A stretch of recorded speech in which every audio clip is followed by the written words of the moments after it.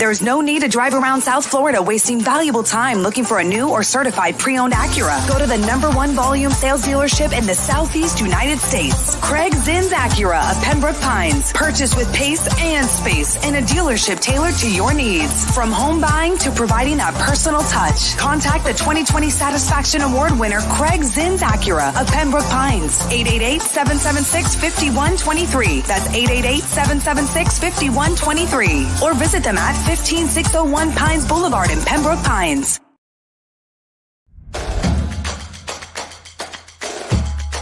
Welcome to Caneswear.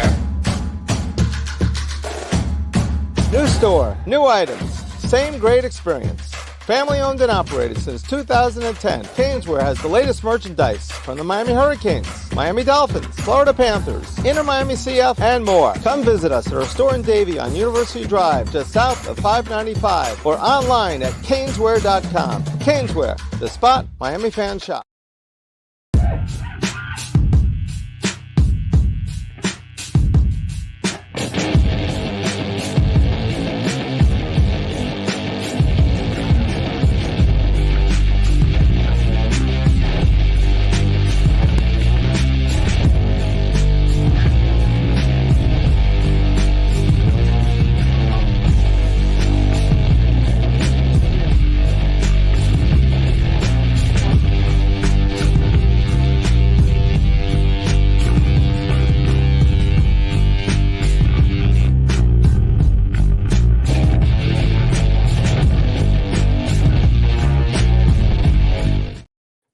We are live, and I just hit the wrong button. It's 7 p.m. It is the Squared Circle Digest, and I already messed it up. There we go. Now we're better. But I got to do this real quick because I just can't stand myself here. Oh, it's good stuff right here. I had it set up right where I wanted it. Hit the wrong button as I went live, and it is 7 p.m., or actually now 7:01. I am Sean Stanley. He is the great Frankie Fresco. Together, we are the Squared Circle Digest, and we are live. What's going on, Mr. Fresco? All good, man. Excited. A lot of wrestling talk. A lot of topics we got to talk about today. There's a lot going on. We'll do at the end. I will give my NXT picks. We'll talk a little bit of NXT at the end of the show. Let's dive in. There's not a lot to get to, but there are some things to get to. Let's start with AEW because there are some things that we can get to on the AEW side. I want to start with MJF. He returns to AEW Dynamite this week. We saw a backstage promo with Roosh. Kind of, I don't know if he challenged him or how you would say. He kind of called him out, I guess. He did. Do we see MJF in action on Wednesday, or you think it's just a promo? How do you think they bring MJF back into the fold after him being gone for 6 months? Man, that's it's gonna be interesting. I don't think he's gonna wrestle on Wednesday. I think he's definitely gonna go ahead and come out and just do a promo. And I think Roosh might just come out and then kind of challenge him, and then we'll see maybe a match lined up either for Collision or for next week's Dynamite. But I don't see MJF wrestling on Wednesday. I hope they don't. Again, I've been telling you, sometimes I think AEW needs to hold off on putting these guys to wrestle every weekend. And right now, you down yet though, since we've talked about it.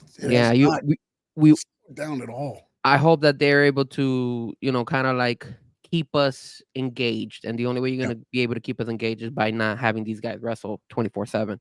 So I hope that's what they do. I don't know if they will, but that's my opinion. I think they're gonna hold off. I think they're just gonna promo it, and then Roosh might come and try to start a beef with him, and then set up a fight between both of them for Collision or for next week. Maybe they do it for Forbidden Door. MJF an easy match at Forbidden Door. What do you bring him back in to take on? I mean, you don't really have a program set up for him. You know what I'm saying? You just kind of ease him back in, have him just do the talking now, and then he versus Roosh at Forbidden Door. So I just don't know what you do with them. Forbidden Door is two weeks. Well, they have 3 Wednesdays, the 5th, the 12th, and the 19th. Oh, no, I'm sorry. It is actually the 30th. So they actually have almost 4 weeks of TV to set that up. So never mind. I stand correct. Yeah, they're not going to hold them that long. No. But I don't know. Do you put them in there with somebody right off the bat? You've got Swerve against Ospreay on the Forbidden Door. I don't know why I did that, but MJF yeah. against. I mean, they really haven't shown their hand on this Forbidden Door other than the TNT title. Yeah. Now the TNT title ladder match will be there, and Swerve Ospreay. I think those are the only two officially announced right now. Yeah, I hope they bring some of those guys from New Japan and gals. Well, we got the gals, the Mercedes Moné and the girl from CML. That is right. That is right. She came out, so that's going to be. Yeah, you're right. You're right. So That's. that would be I don't think it's been official yet, but it's definitely heading that way because she's got the strong title, which is the title Mercedes got injured trying to capture from Willow, or not cap, but in the tournament, her and Willow were fighting for that title. So that's the title that she was fighting for when she got injured. So I like how they introduced her, man. That was cool. I like the fact that they did a good job by actually informing us of who she was, and then later down the show, she actually came out and stood, I guess you could say face to face from far away. I thought they did a good job with that because remember, I don't even know who that girl was. Yeah, no, And they then- have and then gotten they a gave us- little bit better at doing that as it's gone along. They've gone a little better. Still wish they would do it a little bit more, but hey, at least they're taking steps now to be like, here's so and so. At least now you can look at it and go, oh, okay, all right. We know there at least there's some. They're not just somebody they're just picking up and throwing into the. Because I think sometimes, and again, when you look at the type of fan, look, Tony Khan's been doing this forever. He loves pro wrestling. He knows these guys in and out. He did the trades back in the day with the tapes. Sometimes I think he books for himself and he forgets that, you know what? Some people might not know who these people are. Yep. And I think that's why it was pretty good that he did that. That he at least it was like a preview of who these people were because I don't know who they were. No, I agree 100%. I think also what I think is going to end up, we'll see happening is that, again, you got 4 weeks now to build up from this week. You've got the 5th, 12th, 19th, 26th, Forbidden Doors on the 30th. So you're going to start seeing a lot of faces probably showing up that you haven't seen before, or maybe some new, some regular Forbidden Door matches being added as well. You always get the Daniel Bryan, what is he called? Every time he fights somebody damn it, what's the word I'm looking for? AEW does them all the time. It's the match you never thought you'd see. What the hell? I can't think of the word. I don't know. Well, a match that you will never see. What are you talking about? I don't know. Like when they always say it's a dream, I guess a dream match technically. Seems like every Forbidden Door, Daniel Bryan has a dream match. Yeah, that's true. It's like, oh, here we go. It's Daniel Bryan against so-and-so. And then you do have Moxley. He's got an IWGP. Did he lose it? He was supposed to wrestle. I think he was the supposed 9th. It's the 9th. So will he have it then? I don't know. In New Japan Pro Wrestling, Dominion is the 9th, the same day as Battleground. So we'll have to see if he has the title after that. But that'll be interesting because, again, that'll probably get defended. So they have a lot of build still to go, but they got a lot of time, man. 4 weeks is an eternity. That's 8 hours, and then you've got 16 hours of TV between Dynamite and Collision. I just don't want them to. I just don't want them to go to exaggeration when it comes to Stephanie Valkyrie, the girl with Mercedes, because that's the one I'm enticed. Because that's the first one that they're kind of selling towards us. So I don't want them to go overboard. I don't want them to touch like as far as like wrestle in the match or anything like that. No, they don't need to do. That's the thing with Forbidden Door, though, is I think they can get away with doing where they don't have to touch and still tell a story because a lot of these are matches that you didn't think you'd see. Now, the question I do have, because they did the TNT title eliminator, or not the TNT title, I'm sorry, Will Ospreay on Wednesday wins the match. The gauntlet match. The gauntlet match. Apparently, there's supposed to be 10 individuals. Only 9 made it out. Will Ospreay got the pin before Roderick Strong was. I saw that. They did that angle. It felt like that was forever. Between the people coming out 9 and when Ospreay got the pin, it wasn't that long. To me, it wasn't long enough to where you could say, oh, there could have been somebody else coming out. I thought that was it, honestly. I thought there was only 9 people in the match. Apparently there was 10. Roderick Strong gets screwed in that part of it, I guess. Then he got Collision match, and he takes on Leo Rush, who was in the tournament. But what was interesting to me was with the 9 people that were out there, it was 2 New Japan, 2 CMLL, and 5 AEW. Well, okay. So when you look at it, it was a pretty good little mixture. But I wonder if they're going to go with the CMLL guys because they're not as known. I don't know if they're going to help push the pay-per-view in Forbidden Door, the CMLL guys. I mean, maybe for the hardcore wrestling fans that, but will they bring any new eyes to the product, do you think, the CMLL guys? I mean, they could. I guess you can get their audience over to your brand, I guess.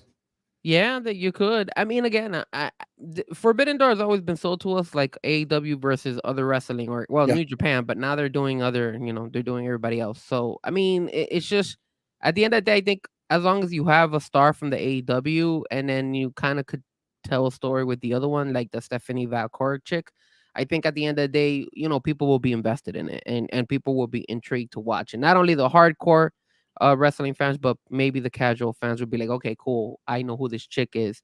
And then not only that, but I mean, we're starting to see kind of like WWE's doing the same thing with TNA. So you're seeing these kind of like, I wonder if this is going to be something that's going to be more common now, where you're starting to see some of these wrestling companies start working with each other and making these guest appearances in each other's programming. Yeah, well, we're going to dive into that a little bit later on because I think I have a better idea about what's going on there. Maybe, possibly. You know more than me, that's for sure. I don't know. I just have a feeling, and it's interesting.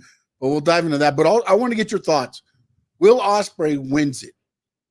Now it's Swerve against Ospreay, which I thought was going to happen down the line at All In. Honestly, I thought maybe All In would be Swerve against Ospreay because you're going back overseas. You're going, to Ospreay land. But we're going to get it at Forbidden Door. What are your, I guess, how do you think this is going to develop in the next 4 weeks leading up to Forbidden Door? Will Ospreay, Swerve Strickland? Well, again, I didn't agree with the fact that Will Ospreay won. And I hope Will Ospreay loses against Swerve at the pay-per-view. That's my opinion. And the reason is because I don't want Will Ospreay to carry 2 belts. I just think it doesn't make any sense to do that. And you spoke about this a couple weeks for now that they're kind of top heavy. They're champions, and then if you're gonna put that belt on Will Ospreay, that's even more top heavy. You're like, what are you doing? Like, you're pretty much selling the rest of your wrestlers out, just trying to give it to the guys that you just finished signing. I have the feeling that when it comes to Will Ospreay and Swerve, the way they're gonna build it up is you're probably gonna have Swerve be like the evil Swerve again, because he has to be, in my opinion, maybe the heel in this match. Will Ospreay is riding such a high. I think he's the baby face no matter what. So I think Swerve is gonna be going ahead and probably doing things to Will Ospreay throughout the next couple of weeks leading up to Forbidden Door. I don't see Will Ospreay interfering in Swerve's matches leading up to Forbidden Door. That's just my opinion. I think that's the only way you could kind of sell it, because I think it would be kind of confusing if you see Will Ospreay start getting involved into Swerve's matches. It's not the same as when you had Christian and Swerve, when both of them were kind of, you could say, heels at the same time, and the crowd kind of just picked who was the baby face and who was the heel. But here it's clear that Will Ospreay should be the baby face. Yeah, definitely. And real quick, I want to say thanks to my dad's in, No Doubt's in, Cap for Life, Terry, everybody watching us on X. You can jump on over to the YouTube channel at Stanley Media House Network or Frankie Fresco. Hit subscribe, flip over to the other one, hit subscribe, like them both, please. And we appreciate everything. And we're going to jump into the chat in a minute and answer some of those questions that you got going. But the one thing that's got me interested is you kind of saw a change in Will Ospreay when Don Callis got in his face. And I don't know if that's going to be, will the Don Callis family play into this at all? One way or the other. Does the Don Callis family cost Will Ospreay? and then that will be him getting kicked out of the group, and then now he'll be able to feud with them. Because I know either way, I don't feel like there's going to be a clean pin in the main event. I don't know. I don't see how, with the momentum you're trying to build for Swerve, that he gets beat, and also don't see how you're going to beat Will Ospreay clean.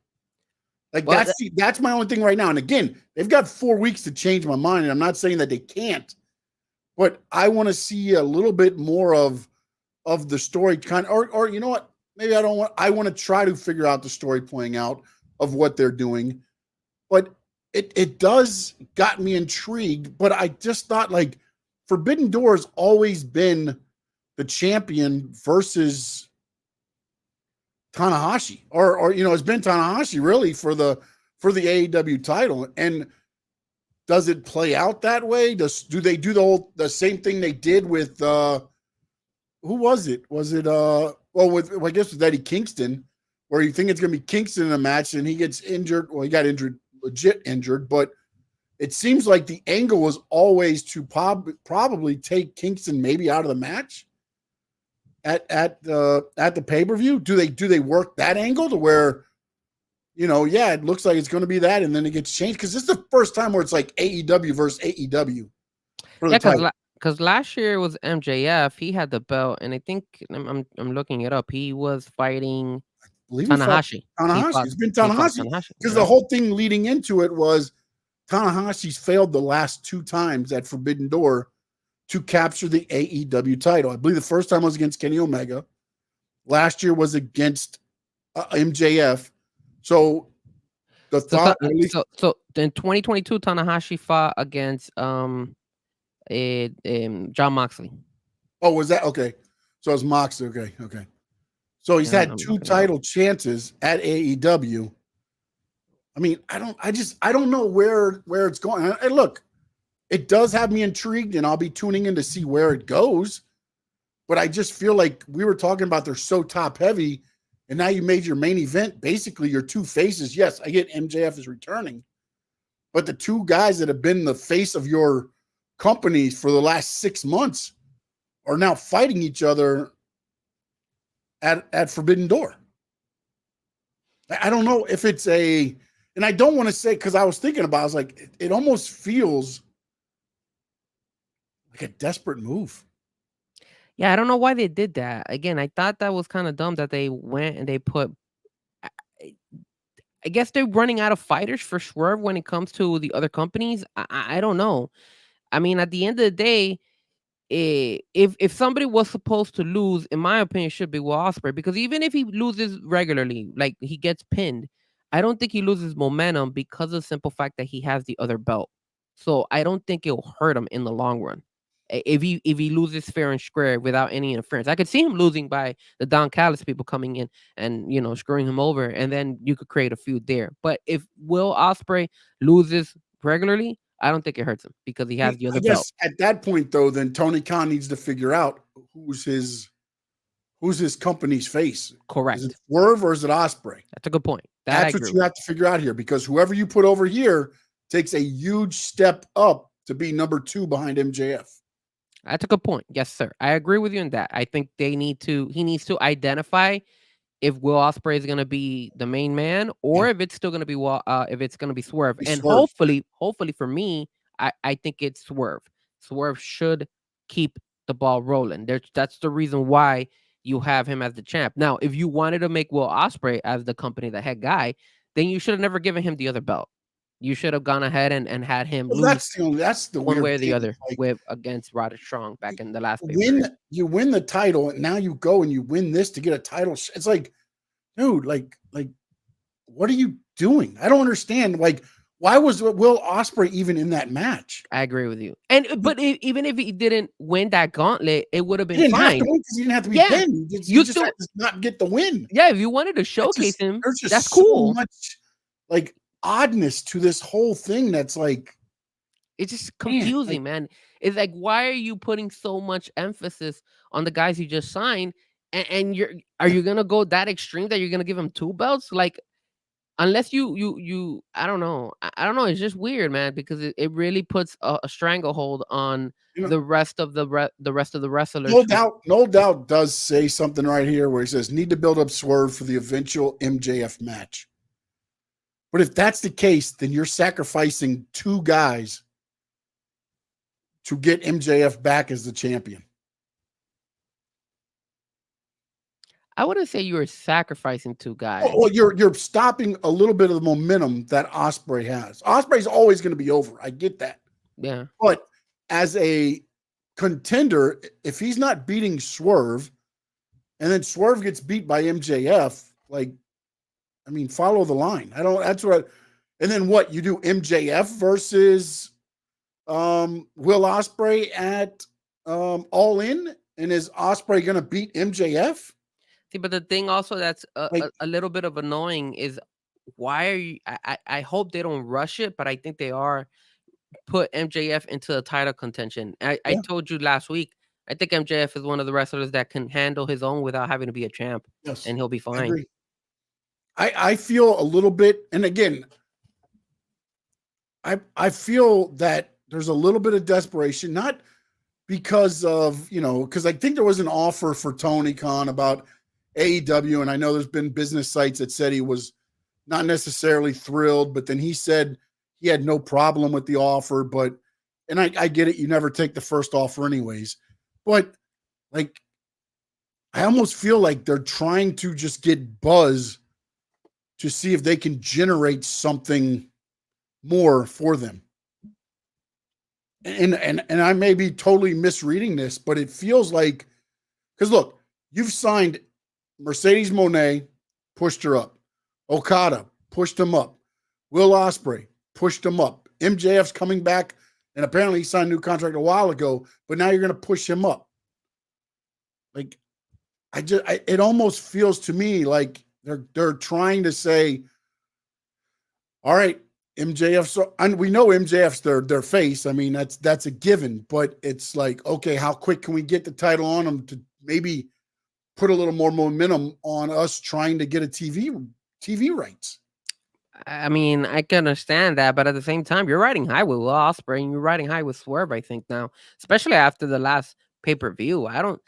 If he's looking at it like that's a mistake on his end. I don't think MJF needs to. You don't see the streaming numbers, but on the ratings, Will Ospreay, Kyle O'Reilly, lowest collision since it's been on. Really? I didn't get a chance to watch Collision this weekend.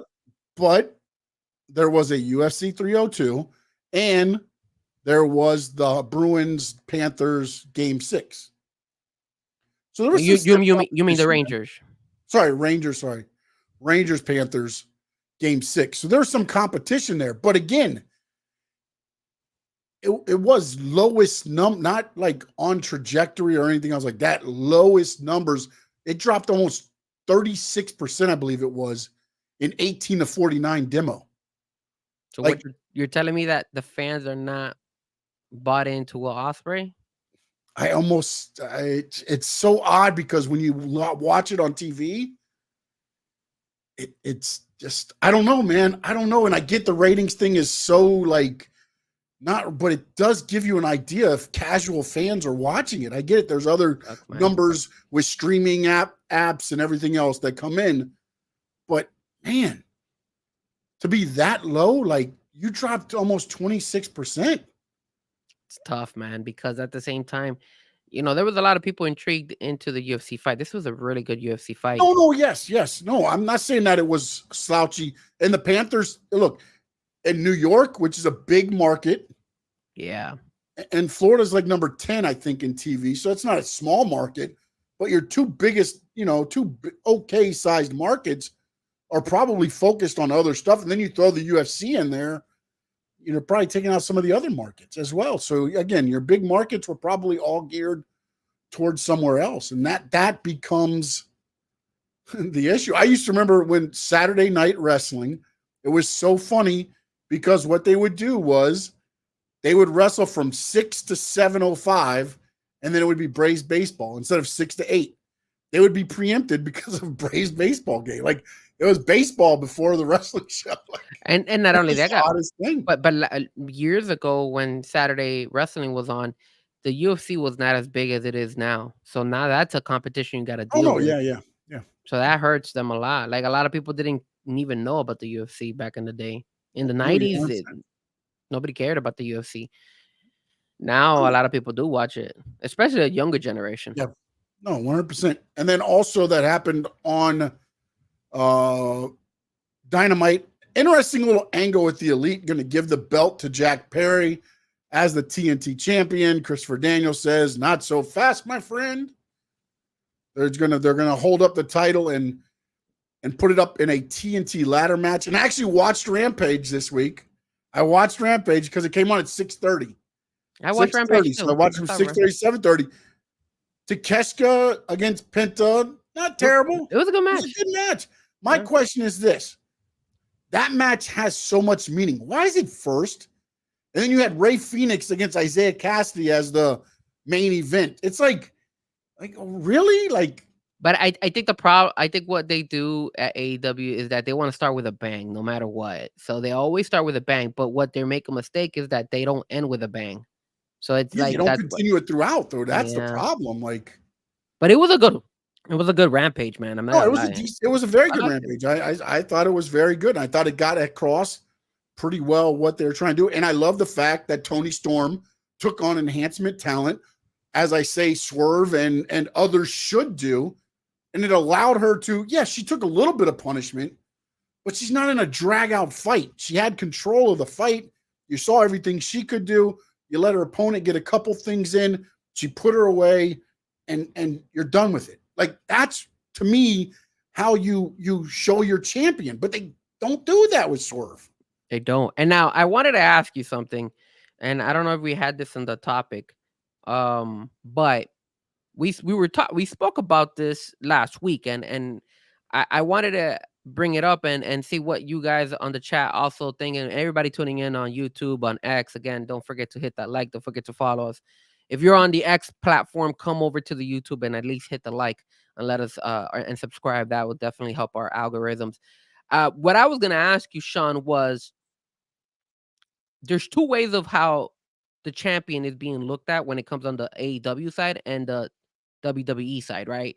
And I had mentioned to you that one of the ways that AEW sells their wrestling champion, Swerve, is by having continuously wrestle on a daily basis of the show. While the WWE, they don't typically do that. They typically have them here casually. Like yesterday, we had Damian Priest versus Rey Mysterio.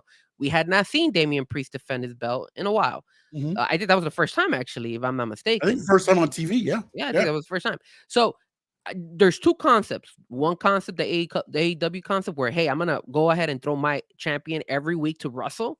And then the WWE one, where it's like, we're not throwing our champion every week, but we're showcasing him by either doing promos or segments about him. And every once in a blue moon, we have him, but we kind of keep him for the main event, right? For the live shows.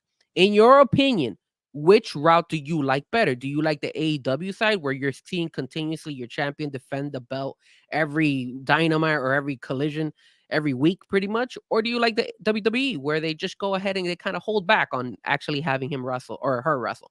You know what's funny is, like, to me, I think it should be flip-flopped, because here's the reason why. The reason they used to do that, and this is an old school method that Vince McMahon and WWE and everybody has used all the way up. And again, AEW usually wants to reinvent the wheel because, you know, they want to be different. And I understand that. But here's the problem. And this is why I say it should be flip-flopped. WWE pay-per-views are on what? Peacock, right? Mm-hmm. You pay $4.99, $9.99, you get the pay-per-view regardless. Mm-hmm. So even if they focused on their champion throughout, you're still going to watch the pay-per-view to see the champion. Because, you know, to me, less is more. The less I see the champion, the more I want to pay for the pay-per-view, because now I get to see the champion. That's the way I feel about it. But it's odd to me that AEW gives the championship for free every week and then wants you to pay $50 to watch him again. Good boy. Whereas WWE says our champion is does a defense here and there, and then you pay $4.99 or $9.99 or whatever the no ads is, and then you'll see our champion. It makes the title seem relevant. There's a reason there's a TV title. There's a reason there's a US title. There's a reason there's a TNT title. There's a reason there's an Intercontinental title. Defend those on TV. Make your heavyweight title stand out. Make it a prize to see it. To me, and again, I'm more of the old school on that. But to me, if you make it stand out and mean something, look, Swerve and Christian, when you watch the last thing, they never really touched. Swerve beat, I'm saying like Christian got the upper hand, but Swerve always hit kill switch or Nick Wayne. Nick Wayne usually was one that he hit. Maybe he got a punch on Christian and staggered him out of the way, and then Christian got back. So you always want to see Christian get his ass kicked, and that's usually what, again, Ric Flair is a champion. You always want to see him get his ass kicked because he always put it in your face. I wear alligator skin shoes. I got Rolexes. And you always he made it a spectacle to watch the champion. And to me, that's the way the belt should be. And I get it. You want a hard working, and I always defend my title. But you also, to me, you have to respect the title and make it mean something. It's difficult because I get it. Swerve's like, I'm a fighting champion. Hell yes, I get it. But you're also, to me, you're watering down what the title means to a casual wrestling fan, because if I saw you already wrestle Killswitch, Nick Wayne, Brian Cage, all that, why am I going to pay to watch you watch Christian? That's a really good word that you just said, watered down, bro, because it's true. You are getting watered down from your heavyweight every single time you're seeing him wrestle. Yeah. I agree with you, man. He's a fighting champion. I understand the way it's rolling out and what they're trying to do with it. But to me, it also waters down. Look at what happened with MJF when he was the champion. How many times did he defend on TV? I don't think he defended that much on TV. I don't know that. Maybe he had one or two, but everything was the time. And I get it. He was a heel at that time, but still, again, it makes it mean something when you saw a defense. But remember, they also did that same. Now that I'm thinking about it, they also did the same thing where they gave him 2 belts. They gave him the tag team belt. Yeah, the tag team title. Again, I just didn't make any sense. But they overworked him. That was the yeah. That's the thing too, and that could happen to Will Ospreay. They could overwork Ospreay if he wins. All of a sudden, now he has 2 belts, and now he has to be fighting continuously those 2 belts. I think, and again, you have 3 other men's single titles, and to me, the one you're making the most prestigious is the Continental that Okada has. Yeah. He's not defending it. He's holding it out there, pulling up, and I get it, in the, Ferraris, Lamborghini, whatever it was. I'm not a big car guy. So whatever, they're giving him all these cars, everything else to make him look like that champ. And he hasn't defended the title once. One time he defended the title. I agree, man. Will Ospreay's been on every Dynamite and a couple collisions. Swerve's been on a couple Dynamites and a couple collisions. And your Continental champion has not defended his title. It almost, to me, feels like they feel like their baby faces should be the workers.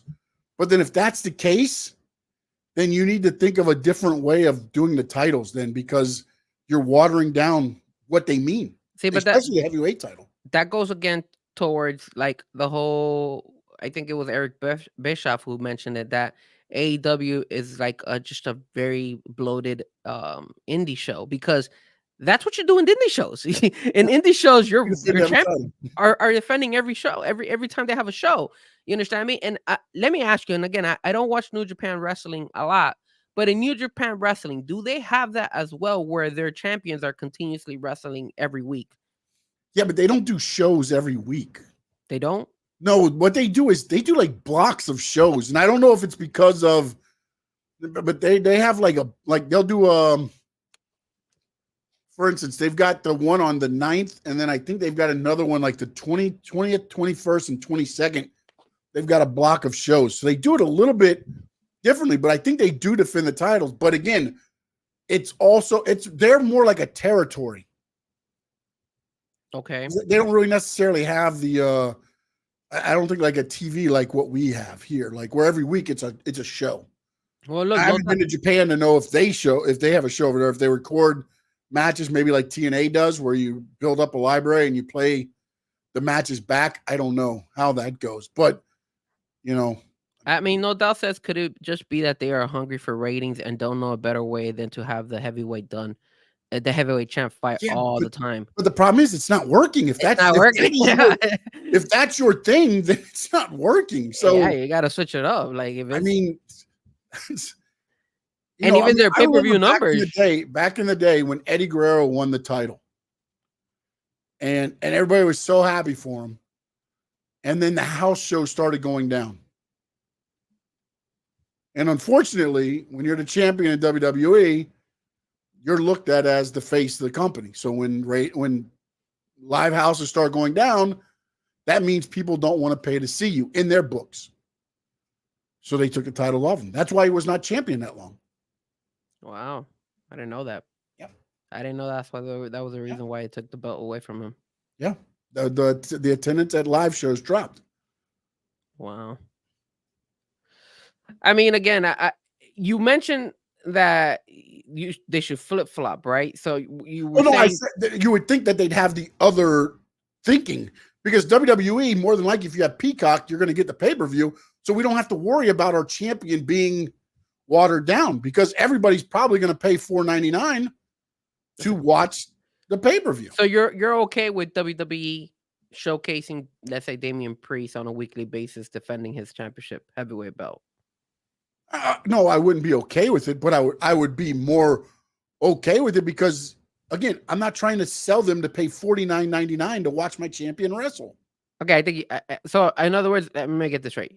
You wouldn't be okay with it, but you would understand them doing it. I could understand that business philosophy that way, because you're going to pay to watch the pay-per-view anyways, because it's only $5. Correct. Makes sense. Yeah, that does make sense. I agree. I mean, like, to me, like, the New Bucks and everybody else are being portrayed more as what I feel like Swerve should be, because of him having the championship. And but again, but here's Tony Khan. Here's Tony Khan. Why doesn't Tony Khan go ahead? Because I'm pretty sure Swerve comes towards Tony Khan and tells him, "Hey, I want to be a defending champ. I want to defend my belt. I want to showcase myself on a daily basis. I want to be." That's what he wants his character to be. I want to fight. That's what I'm a street guy. Always fight for what I have, and I don't want to change that. Why Tony Khan, as a businessman, doesn't go and say, "Hey, look, it's not good for your character. It's not good because you could be in the shows, you could do segments, you could do backstage stuff, all that stuff, and you're gonna be showed on every Dynamite, but it's not healthy to have you wrestle every Wednesday night and then have you wrestle on live, because it's gonna mean more if you don't wrestle." Why doesn't he tell him that? Like, it just doesn't make any sense. Tony Khan is not that guy that is going to sit down there and be like, he's not that type of leader to me. Tony Khan is just like the guy that's just going to be like, "Hey, you want to do it? Let's do it." Hey, EA Minutes, man. Welcome, man. We're basically saying, do we agree with the AEW idea of having your champ wrestle every week? Or do you like the WWE route where you showcase him, but you don't pretty much wrestle him every week like AEW does? That's kind of what we're talking right now. Yeah, the different ways they put the spotlight on their champions, and if they're, as I believe, they water down their champion, especially when you watch. And again, I think what it goes to, and something that you kind of said there, is I feel like AEW wants their baby faces to be the workers. Like, they're always going, they never back down. They're always going to fight. But the problem becomes when they're the champions. Now what? The other thing is, though, if we go ahead and we don't have them continuously on the show wrestling, will the ratings go even lower than what they are right now, man? One more time. So I was reading Noel Doubt's question, what he said. So if they're afraid, if they want their baby faces to be the workload, and these are the ratings that they're getting with their champions defending, maybe Tony Khan is afraid of having the Yes. regular guys wrestle, because then that means the ratings will go even more down, because now you're not seeing. To them, you have your faces of your company wrestling every week, every show, and your ratings. And again, for everybody that's watching this, that is AEW, pro AEW. I get what the ratings don't mean much, but they do mean something, because it tells you an idea of who is watching your show. And for that to be low, like you have your faces of your company wrestling every week. And the issue I don't know what else to say about that. The issue too here, Sean, man, is I remember on the media scrum that they had on the last pay-per-view on Double or Nothing. I think it was on that one, or it might have been the other one before. Somebody asked Tony Khan about the audience of your like your fan base catering to the kids, and his answer was very weird. His answer was, well, we do cater to the kids. We have, toys, we have our action figures and stuff like that. But he never went ahead and specified exactly, like, what are you going to do with your programming to gain the attraction of the kids, because that's your money right there. That's look at I know we haven't talked into the WWE world, but look at yesterday when Jey Uso came out and you saw him standing in the stands. What was to the left of him? There were like 3 kids. There was 3 kids with Eat shirts. He was giving them high fives. He gave them his shades and everything. I mean, that is your money, man. I just don't understand why Tony Khan doesn't realize that you have to kind of cater more to the kids. I hated when WWE and Vince McMahon went PG. I hated it. But it was probably one of the smartest business decisions he made. Why? Because if you can get that 10-year-old kid to fall in love with your product, he's bringing his 12-year-old brother, his 8-year-old sister, his mom, his dad. That's 5 tickets right there you sold. Plus, when they walk through the door, the first 3 things they see, everything is a souvenir stand. And now they're going to buy products there. So now you've already made killing off that one family. And how many families are going to this stuff? That is what happens. And then like No Doubt just says right there, they grow up and turn into us. And then what are we doing? And we're taking our kids and we're introducing them to wrestling. We're getting them to grow up, and their kids. My grandson was watching Raw last night with my daughter in bed as he was getting ready to go to sleep. Yeah. And then the other thing is, if you're afraid of, having your child watch these shows, then you as a parent have to make that decision. You understand me? Like, so that's why like with Tony Khan, I make action for what, the bloody John Moxley? Yeah, I mean, it's just like you don't really cater, and that's not their audience. So whether maybe Tony Khan is just tone deaf to what his product really is, because there's nothing about AEW that says kids. No, not at all, man. Like the closest thing is Orange Cassidy, and he is not even now. He's bleeding every week. Yeah, and then I don't know what happened to Dan Housing. I think Dan Housing got released, right? I think he got released from AEW. There's so much stuff coming out of AEW right now. Like, there's guys that have been released that are just now being announced, which you knew were gone anyways. Don't get me wrong. Yeah. Like Paige Van Zandt, they just announced, but she's been gone since what? She hasn't wrestled in over a year and a half. She was on their page. Now they announced it. They say she was released in 23. I mean, it's very odd.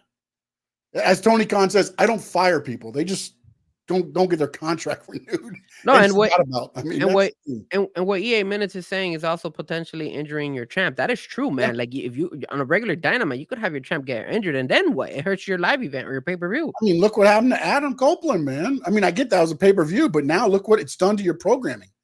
One, you don't have him probably for a year, and now you've got to try to figure out in 4 weeks how to put together a tournament and a ladder match to get a new TNT title champion.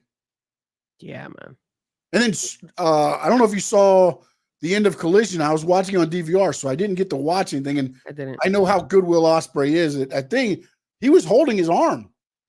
Really? Like, he was holding his arm and his wrist area, like his forearm area. And you know, he came down odd on one of those moves with Kyle O'Reilly. Now, again, I don't know if he was just selling because he knew it looked the way it did, because you could hear the crowd even go, oh, like kind of like, oh, no. So I don't know if he just went into that, but the ref raised his other hand and everything else. But again, that could just be Will Ospreay on the fly saying, hey, let's go with this, because now you can maybe, you know, again, work it to where he's injured leading into the match, and then now maybe that's your out.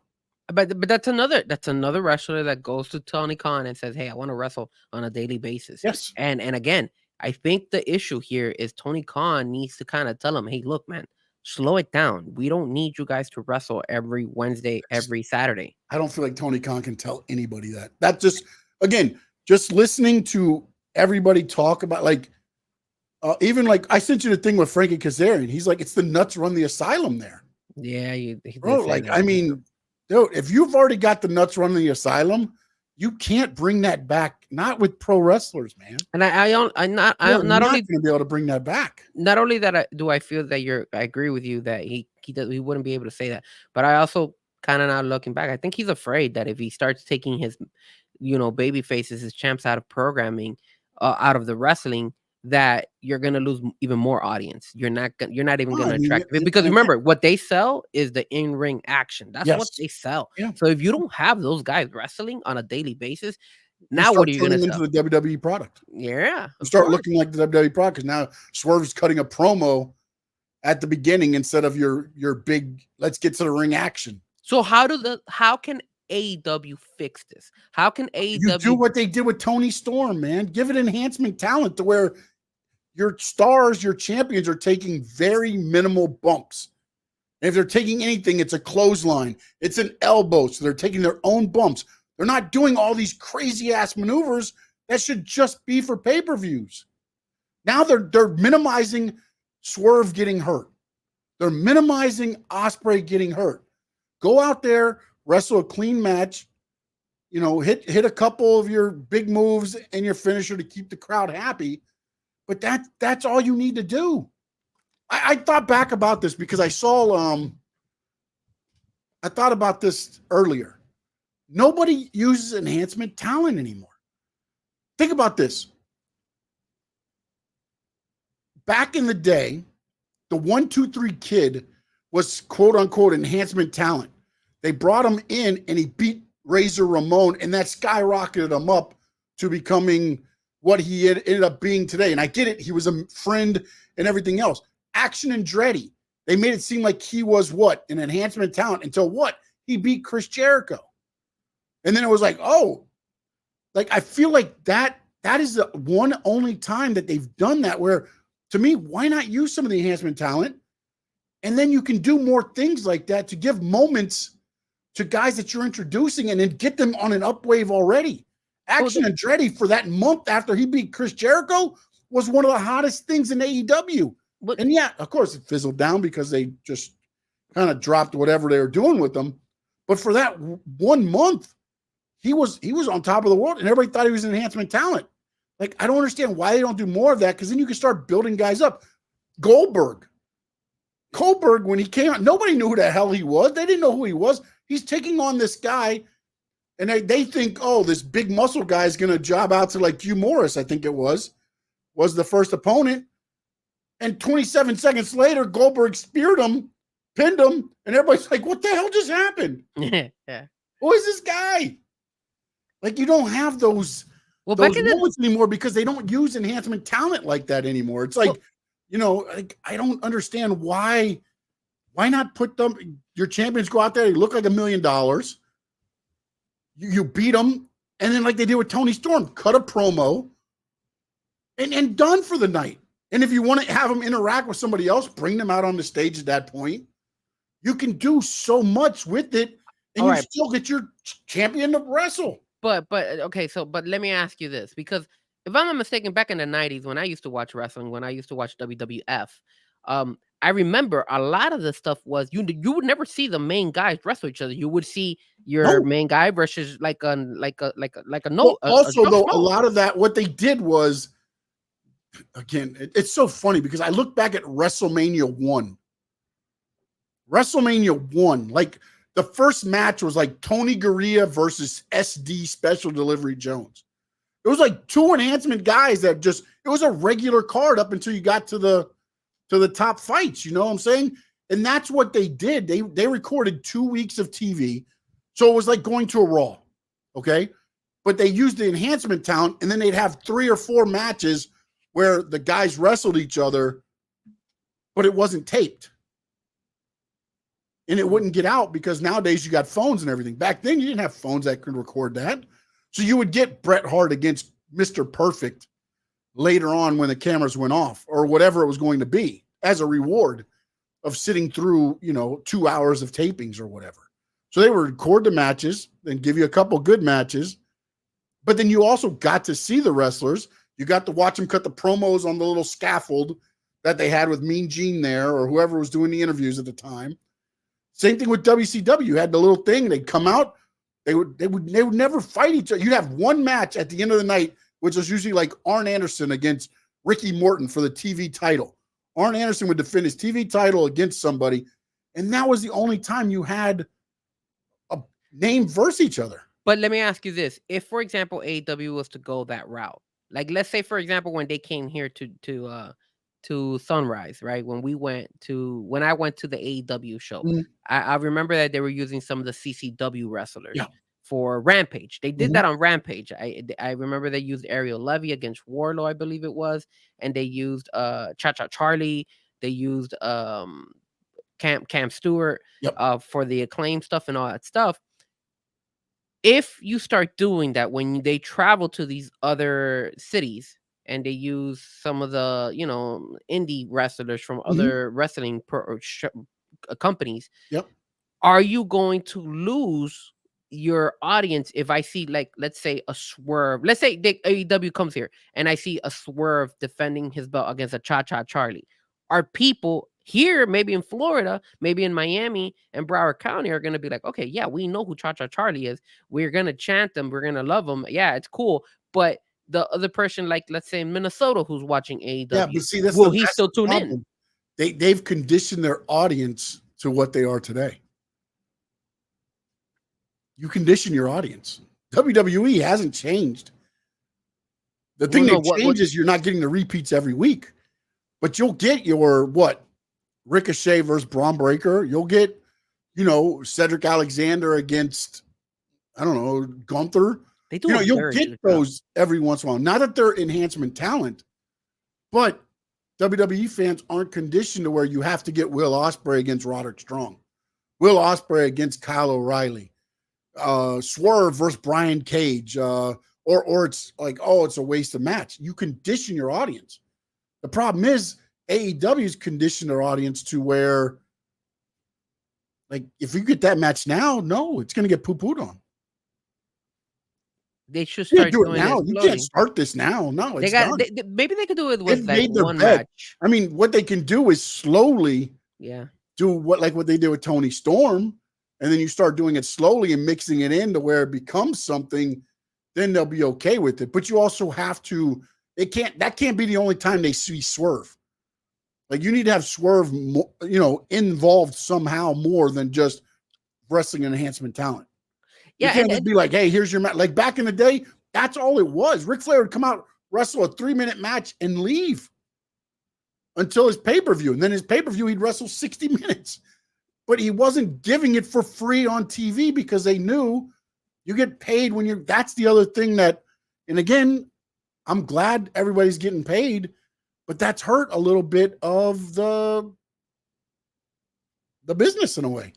Because the business was built on you drawing the fans in with what you do there because you got paid for that. If the house was low, you didn't get paid that day. Yeah. So there was incentive to be like, now it's just like, hey, they're going to show up because we're bringing in Tanahashi and we're bringing in, Moxley versus this guy in an exploding barbed wire match. And so people are going to pay to watch it. It's changed. The business model has changed. And look, for the good and the bad, because now at least the damn wrestlers are getting paid well, and it's not just, everybody's getting paid good. I think I saw something come out the other day. like the minimum salary in WWE right now on the main roster is like $275,000.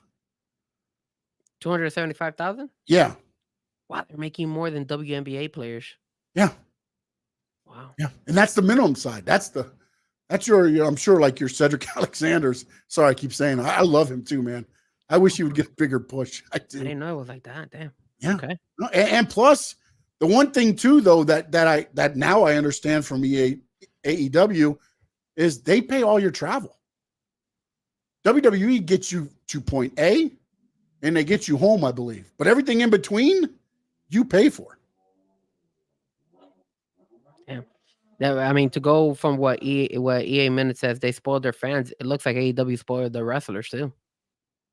Well, that's what they wanted to do, though. It was set up to be different than what WWE was. We're going to take care of our wrestlers. We're going to pay for their injuries. We're going to do all this stuff. Not that WWE didn't pay for the injuries, but they were going to be more,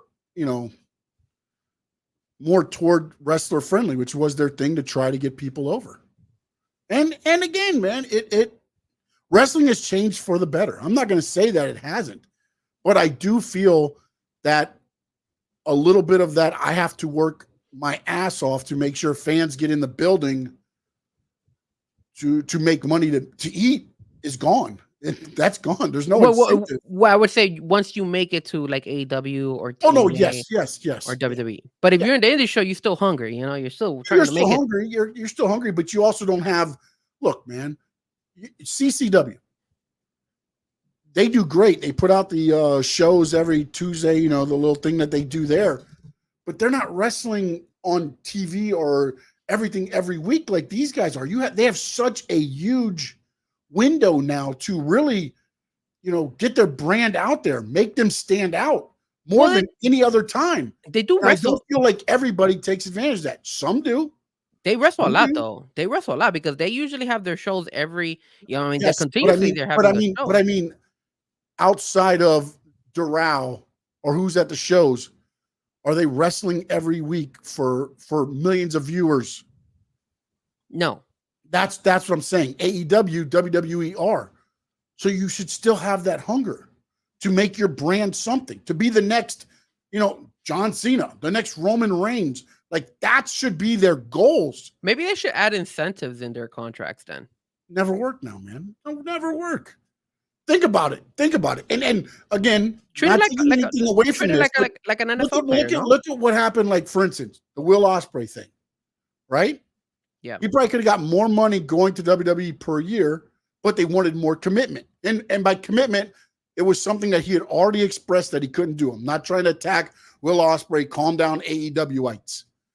But it allowed him to say, okay, what do you offer me, Tony Khan? Okay, we'll give you this much money, and we'll fly you in from wherever every week or whatever they're doing. Every 2 weeks. He goes home for 2 weeks, and he comes back or he flies back, whatever they're doing.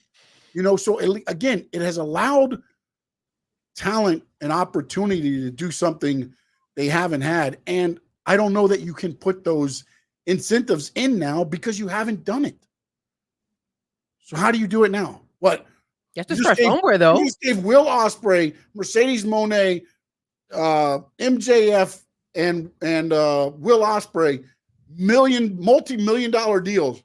And now you're going to put incentive on my deal? That is hard, man. I'm not going to lie. But I'm comparing it. To, like, for example. What are you? Like Kevin Nash and Scott Hall? But I'm Kevin Nash, Scott Hall, where they would go to Eric Bischoff and tell him, yeah, give that guy $6 million. Give that guy $6 million, please. But isn't that the route that they got bumped up to the 6? But wait, isn't that kind of like the route that AEW and WWE are? Well, not I wouldn't say WWE as much. Somebody mentioned about it. So okay, so now that we brought it, and I saw this in the chat earlier, they were talking about how what do you guys think of Becky Lynch going to AEW? So like, let's say Becky Lynch does go, not gonna happen, which very unlikely. But let's say she was to go to AEW, and they offered her an incentive type of contract. You're right. They wouldn't go ahead, and she'd probably be like, hey, but I don't see any incentives on the other people. But they're gonna have to start doing that at one point in time, because you can't just pay everybody millions and millions of dollars. You're Uh-huh. gonna run out of money, dude. No, you don't run out of money. You run into the problem that happened with WCW. Yeah, and how are you? What was the issue? They ran out of No, money because no, they weren't getting no. the same figures, That's not what happened. they were not getting the same attendance. They weren't getting the same. Their break even. What I'm talking about, the reason they went out was because Ted Turner sold basically TBS, and Turner was the only thing holding them there. The other people didn't want wrestling there. Turner had a vendetta that he was going to run Vince McMahon out of business. Once he got out and sold to Time Warner, then that was it. I thought WCW days were numbered. I thought WCW ran out of business because they started overpaying. They started mismanaged. I didn't know that. I thought they were overpaid, and they gave creative control to all their talent. Yeah, but once they started paying, you're going to lose to Jeff Jarrett. No, I'm not. But I thought that what happened was they overpaid, and then whatever their content was starting to diminish. So the fans started to tune out, started not going to these shows, started not watching it, to the point where they started losing money, and they're like, "Oh, we're not even breaking even now. We're paying more than what we're bringing in," and then that's why we got to shut the wrestling down. Yeah, because nobody wanted. I'm not losing to that guy. I'm not putting that guy over. I'm not losing to Booker T. I'm not putting the younger guys over. How do you bring anybody up if they're not going to be putting people over? So they ran big because they couldn't do anything because everybody started putting down, I've got creative control. I've got creative control. I've got creative control. I've got creative control. Well, if everybody's got creative control, then how the hell are we going to make this work? But no doubt goes into the cons won't run out of money. They got that cash cow called the Jacksonville Jaguars. I understand that, but if you're a businessman, they got more than that. But if you're a businessman and you're running with WWE, with WCW. But if you're running a business and you're running a wrestling, like let's say you and me go and be like, okay, let's start a wrestling or a company, right? And we're bringing in money, but now all of a sudden we're bringing more talent, and we're paying these people, and we're not making enough revenue to cover the amount that we're paying these people. That's not good business sense. That's terrible business sense. Well, it depends. It depends, because also you could make them a tax write-off for their other businesses that they have.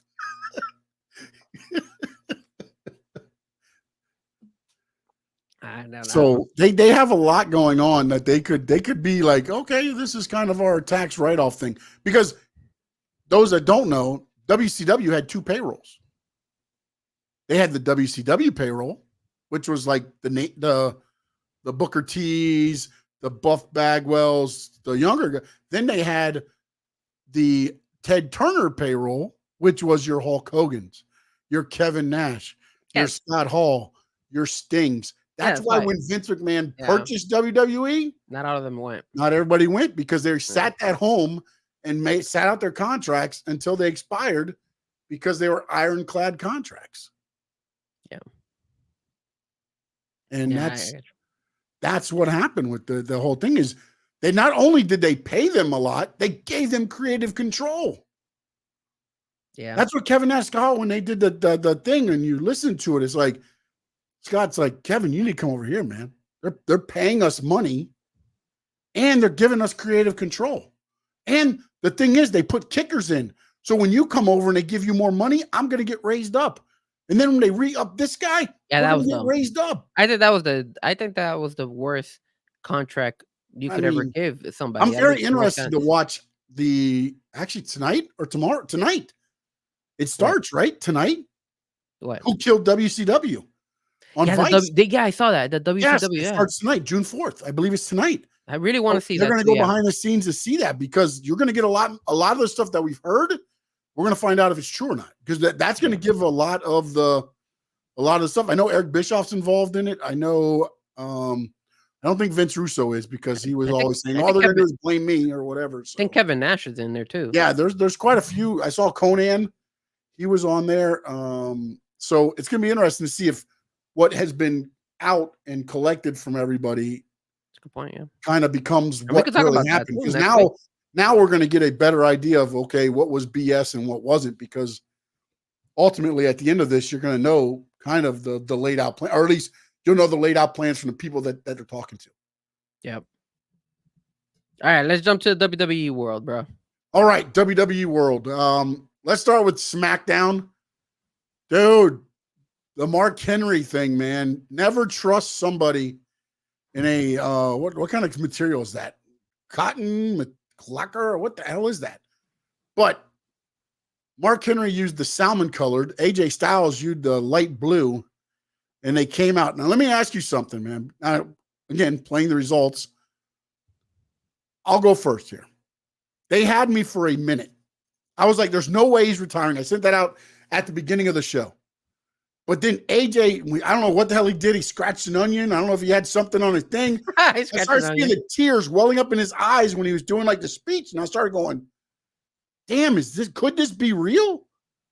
I was like, man, he's got the OC in the ring with him, you know, and he started like looking like he was going to cry, man. I was like, bro. And then I was like, he did a thing. And then he's like, AJ, I whispered in your ear if you'd come out here when I called you out, so come out. And then when he came out, I was kind of like, okay. You mean Cody? Cody, what'd I say? AJ? AJ, yeah, AJ. Sorry, AJ said that to Cody. And then when Cody came out, of course, he changed on him. And I was like, okay, all right. I think once he called Cody out, I was like, okay, he's not retiring. Yeah, because that doesn't, but I did think the touches were perfect, right? AJ's walking down the aisle. It's LA Knight. Look, I don't know what, you know, but if what I heard is true, respect. And then he walks a couple more steps. Bam, there's Cody. They do the thing, and then he walks out, and then the Good Brothers are right at the curtain.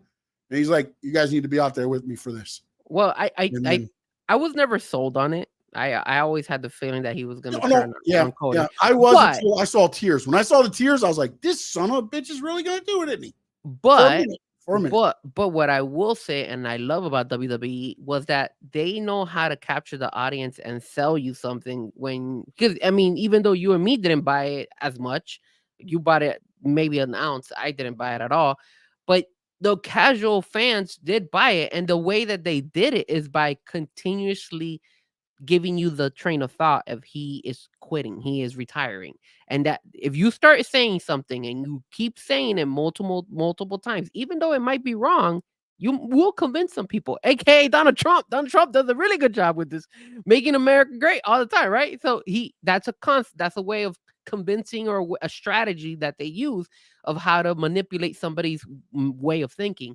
And you go ahead and you keep repeating it and saying it. So then you keep showing that. And when like what you said, they went ahead and they did the first the Nick Aldis, then you have LA Knight, then you had Cody, then you had the Good Brothers. Even in the background when he was with the Good Brothers, and they walked the camera, followed them all the way to the front and everything. So it was just like they're selling you this, and they know how to manipulate the crowd to assume, hey, this is what's going to happen. And then boom, the shocker is, I'm going to betray you. And even to the extreme that you just finished saying, he was even actually shedding a tear. So you're like, damn, they went that far, which is ridiculous. That is great storytelling. And like you're like in the Latin world, we have novelas, you know. That's what WWE is. It's a soap opera for men. It's a great soap opera for men. It is the entertainment of entertainment. Honestly, it gets you everywhere, especially when they do as good as they did with that whole thing. Because again, this started right after the match with Cody. AJ went in and was like, "Hey, I need that match ASAP." No, you gotta go to the back of the line. The next week, he's like, I don't have enough time to go to the back of the line. Then this week, he shows up and he's like, hey, I need to make an announcement. I'm done. It's so like, man. And then to pull it and do what they did to Cody. Oh, so good. So good. Also, on the Bloodline, got a little bit more. How long do you think it'll be before Roman Reigns returns? I have the feeling Roman Reigns is going to come back in SummerSlam. You think that long, huh? That's 2 months. Yeah, I think he's going to come back at SummerSlam. They have to build it. I saw like a reel of somebody. Build up. He'll come back to the build up, but he'll return to wrestle at SummerSlam is what you're saying, right? No. So you think the first time we see Roman Reigns in WWE will be SummerSlam? Yeah, I think it'll be SummerSlam, man. I think they're going to hold it off as much as they can. Look, I have the feeling that they're going to hold off so much because they want to go ahead, and I think I saw a reel, and I agree with that reel that I saw on IG, was that they're, and you mentioned it before. I think what's going to happen is you're going to have eventually Roman Reigns, Jey Uso, Jimmy Uso, and I wouldn't even be surprised if maybe even Zammy. They bring in Zammy in that group again. They reunite the old bloodline to go against the new bloodline and have that matchup go up one against the other to set up for Survivor Series. And I think Survivor Series is maybe like 2 months afterwards, after SummerSlam. Yeah, it's usually like August, November time. Because usually like Thanksgiving was always Survivor Series because of the gobbledygooker. I always remember that. So I think that's the reason why, and I think that's the angle they're gonna go. I think Jimmy shows back up next week. Really, that early? Well, the only reason I say that is they didn't announce anything about Tama Tonga and the coronation, and they made sure that they're going to do, or maybe the coronation is the wrong word. I don't know what they said it, but they're going to do. Tama, or dang, I keep messing them up. Tonga Leao. They're doing his initiation or whatever into the bloodline. So I feel like something's got to happen. I know Kevin Owens is going to probably be there as well. True. But let me tell you something, man. Paul Heyman, man, dude, like I love everything they're doing with the fact that he's so scared of Solo and Tama Tonga. Like every time Tama Tonga walks up, he's like, he starts shaking. Like he's like, they're thugs. There's a reason we didn't bring them in. We could have brought them in all this time. We didn't, because we knew this was going to happen. And not only that, they're telling more of the story of, like how I guess calculated Roman Reigns was on what they were doing. Like it's putting layers on top of the story without Roman having to be there. But then now you see the battle with Solo to where, because he keeps saying, I spoke to him. And then what he says is, Paul Heyman always says, did you talk to the tribal chief? And he says, I spoke to him. No, and he never says Roman, and he never says tribal chief anymore. He always says him. And not only that, but did you see when Paul Heyman comes out and KO is there, and then he's like, and the people are yelling, we want Roman, I think is what they were saying. Yeah. And then he's like, I want him too. More than me. Exactly. Like, return more than me so right now. It's like, man. And then like, if I'm Tama Tonga, if I'm Solo, if I'm other guy, I'm like, yo, why is this guy saying this? Like, that's how you know that eventually they're going to like betray him or do something. Yeah, no. They're lining it up for that. You can tell Solo's on his own. Solo is doing all of this. He's gone rogue, or he's doing it under somebody else's orders, but not Roman's. The moment that's gonna be ridiculous, man, is when Roman comes, bro. When Roman comes, wow, that's when WWE is gonna get a pop again, because now you got, hey, what is going on? Now you're putting all the pieces together. Has he been talking to Roman? Yep. Has he been going ahead? Also, how do they, the production wise, of how do they do this? Like, is it something where Solo's introducing, and they have Solo introduce the tribal chief returning? Is it Paul Heyman? Is it Roman walking out to break up something? Like, it's going to be, I think it's very important for WWE which I have no doubt, with everything that they've done on this, I have no doubt it will be done pretty in check. Are you telling me that there might be a chance that Roman shows up at Clash of the Castle? Because it only makes sense for him to show up in a live main event. Like it can't be on a regular Monday or SmackDown. It has to be on a paper, like one of their live events. In my opinion. See, the problem now is that all of those shows, now that I think about it, are international because they've been selling all their pay-per-views. But love Roman though. But you'd have to fly Roman private, which isn't undoable. I mean, they can do that any way you do it, but also if he does it, it's got to mean something for the bloodline angle. And there's nothing on Clash of the Castle that looks like it's going to have a blow. You might get what? Well, KO you might get that this week when they do this head thing that they're gonna do. Yeah, I mean, what I'm thinking is maybe Jimmy and KO team up together somehow. Like I mean, because I feel like Jimmy's gonna have to return unless I haven't heard anything about him. So I don't know if he was like, I know they said he was injured or whatever, but like I haven't heard anything about the injury as far as is it something that where he's not going to be able to wrestle for months or anything. It was just kind of like, boom, they jumped him and he was off of TV. So like, and then we know they're doing the thing with KO. I mean, that's a given. You did see Street Profits help him out this week, but that was only because they were going to take on, that tag team right after that. Yeah. I don't think that you're seeing a group together, although they are doing the Lashley angle where he's injured. Yeah. So does it be Street Profits and KO against the three of them? That wouldn't be bad. At Clash of the Castle, just to kind of put the match out there to bring out something. I mean, I don't know. Because Randy's still hurt, right? I think they're playing that angle where he was taken out with his knee. And that might be to take him out till after Clash of the Castle. Yeah. And then he'll probably return for Money in the Bank. And you saw that they're now pushing Money in the Bank. Jay Lyra Valkyrie, my girl. She's already there. Yep. And then I can see her winning Money in the Bank, especially since Becky's out right now. But again, that makes sense. But again, when I said she was going to win Queen of the Ring, it was when they always made it that was kind of like the person they were going to kind of give an up and coming push. Like they had never done. Oh, they get a title shot. Once they said title shot, I was like, oh, she's not winning. She's not winning. There's no way. There's no way Lyra Valkyrie's winning. Well, the No Doubt says something here. He says, I could see Heyman trying to stop Solo from attacking KO.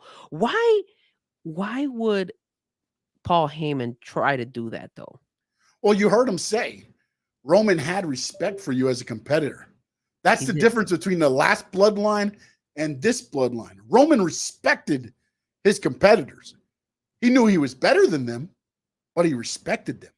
Solo has no respect. True. For thugs. There are thugs out there. So, and then I love when KO, when Heyman got so upset, he was like yelling and whipping the mic, and then he hit KO, and then KO's like chased him, like not chased him, but walked him down to the corner, and then the Solo music hit. It kind of left it hanging, right?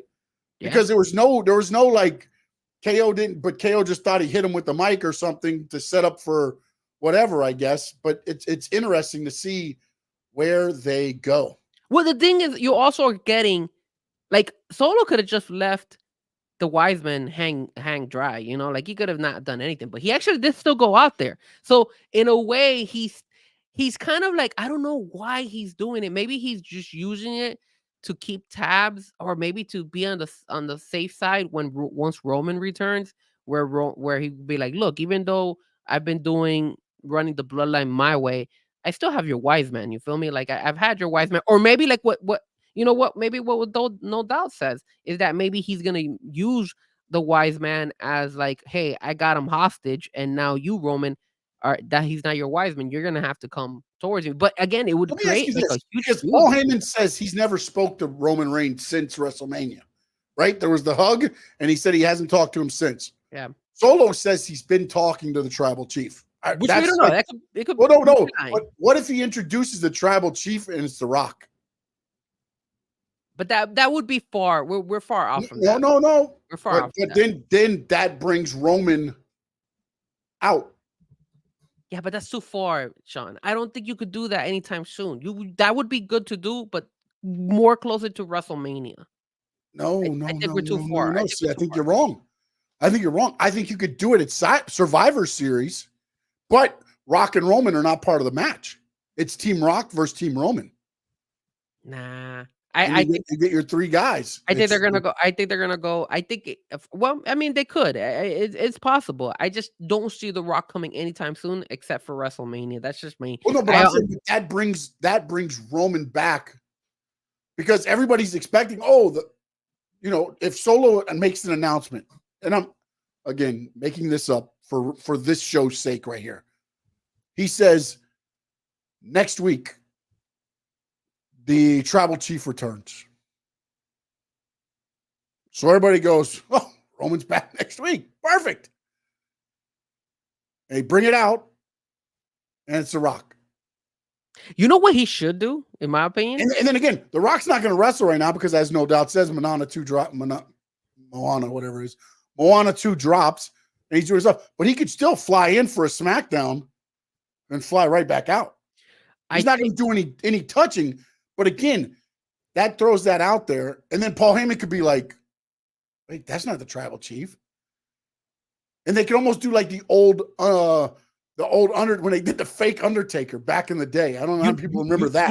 You know what Solo can do, which I think would be like they did, which would be really good, is he could make an announcement that Roman's coming next week, and then you get everybody enticed, ready to watch SmackDown, and then he says, Roman, I spoke to Roman and Roman canceled or something like that. Yeah, just to keep it. Yeah, but you're playing with fire there because now you're lying to the audience. No, you said Roman but it's Solo. Here, and Solo now you're should do that. Yeah, but that's no, man. That's not. That's like, what are you talking about? That's good. No, that's like saying Frankie Fresco is going to be here and then you're not being here, man. But that's because you're a heel. That's because you're a heel. If you weren't a heel, you can't compare that because we're not heels here. He's a heel. So then he could say that. So then you could turn it around. And then obviously eventually it will lead up to Roman coming. Yeah, but see, that's the thing with WWE though. They always do the nuggets like Brock Lesnar's wrestling at MSG and everybody thought, oh my God, he's going to take on this guy. Ended up being Austin Theory and then everybody got mad because that's what they do. They throw out the little thing like, but you could throw the head of the table. The head of the table returns next week, and everybody's going, Roman's coming back. Roman's coming back, and it's not. It's a different. Or you know what? The one that just happened recently that Tony Khan had a blast with, right? A former world champion returns to Raw. It was Jinder Mahal. But how many people thought it was everybody in everybody had everything else? That's what they do. They don't lie. They just throw out a very bland statement. Remember, they're not going to say Roman's here next week if Roman's not going to be there. No, but this is what they could do. Solo could say, hey, talk to the wise man. Tell the wise man, I spoke to Roman. Roman is telling me that he's going to come. He's going to come next week. But WWE doesn't announce it saying, the return of Roman Reigns or anything like that. He just mentions it. And then all of a sudden, WWE could put on there, is Roman making his return? And then you could twist it and turn it around or something like that. And I'm not saying to do that right away. I'm saying you could do that once you start having the fact that you're going to bring Roman back into the WWE. I feel like you're playing with your audience that way, man. That's just a little too much. When you throw his name out there, it'd be interesting to do. You tease them. What if you said, the Roman Reigns returns, right? And you kind of already set this up with a KO Tamatanga car wreck. You have Roman pull up in the limo and then have them ram it. That's a good one. And then you open up the limo and all you can see is long black hair. Roman doesn't have to be there. But now you see in the damage, it's just long black hair laying in the damage, and it doesn't have to be Roman. Or even the neck, like the neck brace and the long hair. You can have anybody there with long black hair just kind of laying over to where it sees it. I like it. And then now the intentions are there though. But the only thing that does though is that throws everything else out because now Solo is against Roman. You know what I'm saying? Like you've shown your cards at that point if you do it that way. True. Because there's no coming back. Because if it gets hit with the car and you're like, what the hell? And then it opens up and then the boots step out and it's Tamatanga. Or Solo. It's like, you think they would go that route though? That would be good though. I don't. I like it though. But that way you can say Roman's name, and now you've come up and you show the supposed Roman in the thing. So now you've shown that he was going to be there. Or what about you do the same thing? You do the same thing as what Vince McMahon did, that they blow up the limo. Oh, sorry. I think it lasted only 2 weeks because of the whole Benoit thing. Yeah. But how about when he gave away the money and the thing fell and everything fell on top of him? Yeah, those are classic Vince McMahon ideas. What about what somebody said? I think on the chat board, they said something about the AJ Hulk Cody. Does this mean we're gonna get Cody and AJ again at Clash of the Castle. I think it's going to lead to that. Yeah. Yeah. And no, I don't think Cody loses the belt. I just think this was a way to kind of refresh AJ after losing to Cody, but also giving Cody another opponent, but a more drastically evil AJ who's going to try to do anything to capture the title instead of just being AJ and Cody again. I think now you'll see more of the OC involved too. I think you saw that depth now re-added back to it. So I think you've got a little bit more of a refreshing AJ to make it seem like a little different than what you got the last pay-per-view with just AJ and Cody. Gotcha. That's what I think. I mean, I don't think anything. I cannot see them giving AJ the title off of Cody right now. No, not at all. That's the one title I don't see, especially when, you know, that the funny thing is, like, I don't think you get a title change at Clash of the Castle at all. Between Damian Priest and Drew McIntyre? I don't think that's happening either. Look what they did. You saw what they did. This on yesterday, They went ahead and threw him through a table and everything. So they were trying to push him. Well, but here's the thing, man, and this was part of my thing. I had this on the list. The Judgment Day, they're being used like the Undisputed Kingdom in WWE. They are 100%. They are. I noticed that when you wrote that on the table, I was like, wow. Just this week, Braun Strowman beat everybody until Liv Morgan got involved, and then they were able to beat him up with a chair, but he was bumping everybody around for a good 2 or 3 minutes. And then he came out and he destroyed everybody again until the very end when Damian Priest catches him and chokes him through the table. Drew McIntyre, you know, he picks up Drew and throws him through the table, but Drew dominated Judgment Day too. Like, I don't know what they're doing with them, man. I like the Liv Morgan angle. I do like the Liv Morgan angle. I think that's working. Did you notice that Dom Mysterio didn't have his arm? Yeah, he took off the sling. It was on the floor on the side, but it must be better because he was swinging. He picked up the chair with both hands. Yeah, I saw that. So maybe there's a chance that he's probably gonna eventually. You know what I found odd, and I don't know if this is gonna come back. It's just something again because when you started pointing out things like orange and a black shirt. Now I'm kind of watching things more.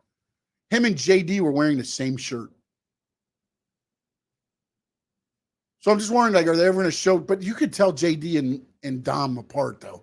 Like, if they just showed a shirt, well, I guess, I don't know, man. I don't know. I thought for a minute there that Liv Morgan was going to start flirting with Finn Balor. I waited for the whole thing to happen that way, yeah.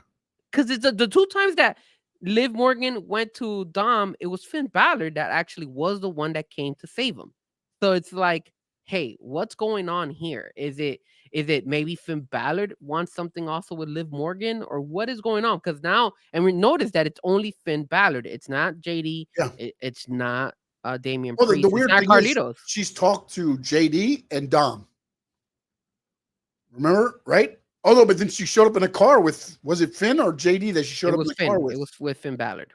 With Finn with that time. So, yeah, you know, it's going to be interesting, man. It is very interesting to see how they do this whole thing with Liv. No doubt I was saying, I did not like the piece, Damian Priest and Mysterio match. It made Damian look bad. Did you think it made him look bad? I don't think it made him look bad. I thought he did. I'll say the same thing with the Ricochet Braun Breaker match.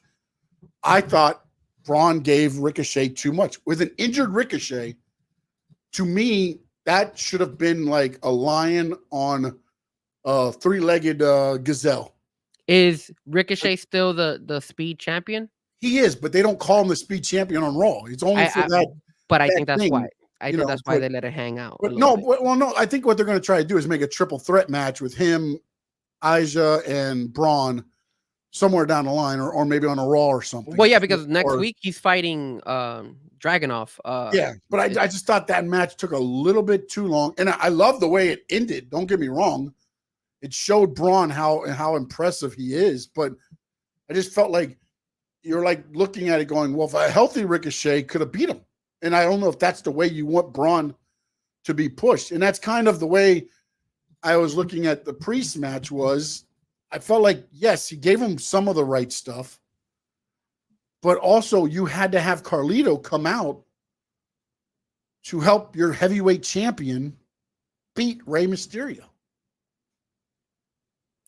I think one of the bad things that I got from Monday Night Raw, and I felt the crowd was kind of dead, was when Natalia went up against, I think, Kiana James. Mm-hmm. I felt like the crowd was not. Yeah. Kiana was not ready for that moment. Really? She was. So? Well, the thing was, she was out of place on a couple of the things that she slipped down a couple times. Like, she did. I don't know if it was her boots or whatever, but there was a couple times where she was supposed to do something else, and like she went up and over and fell. She did a couple things which put the timing of the match off, because the whole match was set up for Natalia to lose, and now she's going to start questioning herself. And if you heard her in the back, she used the famed Owen Hart thing. Enough is enough. It's time for a change. Yeah, she did say that. You're right. And she walked up with Sonya Deville. So I think Sonya Deville is going to have her in that group. I think Sonya Deville is going to end up having a group, and I like that way. I like Sonya Deville better as the GM, a mouthpiece than a worker. Yes. Can she work? 100%.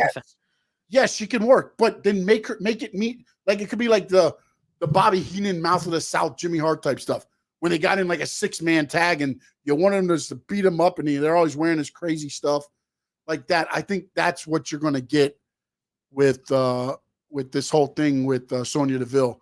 So I think that was the whole base of the match. She lost to somebody she shouldn't have lost. It's almost like I said with the enhancement talent, right? Natalia against Kiana, you look at it and go, oh, Natalia's probably going to get a push now. But no, it was Kiana that's going to get the push, but it didn't look good because it was just off. The match never got a pace because there's always little hiccups. Now, let me ask you this. I know this is not on the sheet that we were going to talk about, but I wanted to bring this up. No. We have Bianca Belair and Jade Cargill as the female tag team champs. You saw the pop that they got last night. In your opinion, do you feel that Jade Cargill and Bianca Belair should be showcased in both programs, both Monday Night Raw and SmackDown, since there's only one women's tag team championship belts going on right now? They don't have two separate ones like the men's do. I think they do. They should. They got a hell of a freaking pop last night. Yeah, but I think again, it makes it mean something because they hadn't been on Raw in a while. It's been almost a month. I think right after WrestleMania, they were on that Raw, and it's been almost a month before they're back. You know what I'm saying? Like I think you do that. You run a program where they're at like Raw for a couple of weeks, and then throw them back over to SmackDown for a couple of weeks. I don't know because again, this is the thing, man. And I get it; they're not heavyweight champions, and we discussed this a lot. And tag team titles can kind of be defended whenever. But now it becomes Bianca and Jade. They're the spectacle. It's not the titles. No. They're the spectacle that's getting the pop. So now it's going to be, I want to see Jade. I want to see Bianca. That's the spectacle that you're giving, not the tag team titles. Tag team titles can be anything. That's why, honestly, I think what you're going to get at Clash of the Castle, it's that 3-way, baby. They're going to set it up as a 3-way. Yeah. And I honestly think somehow Jade and Bianca are going to get distracted by whatever, and one of the other teams is going to pin the other team to take the titles off of them so they can do what you're talking about and not be tag team champions. They now become attractions. Andre the Giant-esque. You bring them in, they can just do whatever they want to do. Because, again, the crowd didn't know they were going to wrestle. The crowd thought they were just there to talk, and they got a pop. Then when they wrestled, it got a bigger pop. So now they become attractions. Well, where is Isla Dawn from? Because I saw she had an accent. They're in UK. They were from the UK. Okay, so they were both part of NXT UK and then came over once that left. Okay, so Isla Dawn and Alba Fire could be the ones that actually take the belts away from Jade Cargill and Bianca Belair at Clash of Champions, because like you said, I have the feeling it's going to be them two, and then they'll throw in Shayna Baszler. And I think you're going to get that. That's going to be the 3-way. I agree 100% with you. I think that's the route they're going to go. And then they might even throw a 4th team from SmackDown just to throw another team on there. They could, yeah. Because I think honestly, what's gonna, and then you know what, they could throw damage control on there. They could, but Io Sky wouldn't be in it because remember she's No, trying to get after. But again, Dakota Kai and them could be at ringside, distract. Don't throw Dakota Kai into issues because they're gonna. Dakota Kai should be getting popped. I already told you this, and you keep going and throwing her in these matches where she's gonna lose, and it's frustrating because Dakota Kai should be one of the highest elevated wrestlers in WWE, in my opinion. They're losing out on her, and you could call me crazy, but I called it about Dominic Mysterio, and now I'm calling it on Dakota Kai. Those are your superstars that should eventually be big pops. And they're not using, they're doing it with Dom. They phenomenal. I think they need to start doing that with Dakota. I'm telling you, Dakota has so much potential. I could see it. I could smell it. I could, Sean, I am good at picking these like hidden gems there. And Dakota Kai is one that could make it to be very big in the WWE and deserves to be. It's her moment, sir. It's her moment. Just saying. Crazy. I'm not crazy. All right, crazy. What I was saying was Dakota Kai could be on the outside and be part of the distraction to get Jade and Bianca away from the action to where then, somebody else takes the pin, which I agree with you. I think it might be Alba Fire and them. That's her hometown. Yeah. You have Piper Niven, who is in the hometown, which I don't think is winning the title over Bayley. You have Drew, who's hometown, who I don't think is winning the title from Damn, but you got all the hometown losing. Well, no, but Alba Fire and them get the hometown discount. They win. Oh, I don't know. That's a good one. Yeah. I don't know if you could have them lose like that. What is this? This is not Canada. Look, man. Look, dude, if Drew McIntyre wins the belt, dude, you have really solidified what he said about Damian Priest. The only reason he won is because he took advantage of cashing in the title. And again, I get it. That's what the Money in the Bank briefcase is all about. But you've got CM Punk and Drew there. Unless CM Punk is way behind and is not going to be ready for SummerSlam, that match does not need a title. Or you could do a three-way. Listen to me, Triple H. That match does not need a title. And you could do a three-way. Drew, Gunther, and Damian Priest. No, Drew, no. Why not? I mean, this isn't AEW. Everybody gets a shot, a pay-per-view match. No, but you're not hurting Damian. You're not hurting Damian Priest because now he could lose, but he doesn't have to get pinned. And you have Drew McIntyre getting screwed over by CM Punk, and then Gunther wins the belt. That's the way it works, and Damian Priest it won't hurt Damian Priest because he's had to face two guys at the same time instead of one. But I'm not saying that a triple threat match at Clash of the Castle. I would say in SummerSlam when supposedly, Gunther is supposed to fight against the winner, whoever's the champion, since he won the King of the Ring. I don't know, man. I disagree with that, but okay. Talk to me about Chad, baby. Chad Gable. Dude, the Chad Gable thing is great. The fact that they did the whole thing of coming out and reading the thing and doing all the berating and the whole thing with Sami Zayn. And then I love the mind tricks they're playing with Otis right now. Like he took Sammy, he ran him into Otis, who knocked everybody off and injured Tozawa. Otis doesn't know that. He thinks it's Sami Zayn. He hits him with the little slam thing. Then in the back, Chad Gable comes back. He's like, you guys did exactly what we needed to do. I love it. I love what you're doing. You guys are a great team. And then she's like, I'm injured. He's like, I love that you're playing the injured role. Great job. Tozawa. Staying in character. Yeah, and Tozawa's like, I'm injured too. You guys are great. And you, Otis. You've always been my number one, dude. It's just fantastic.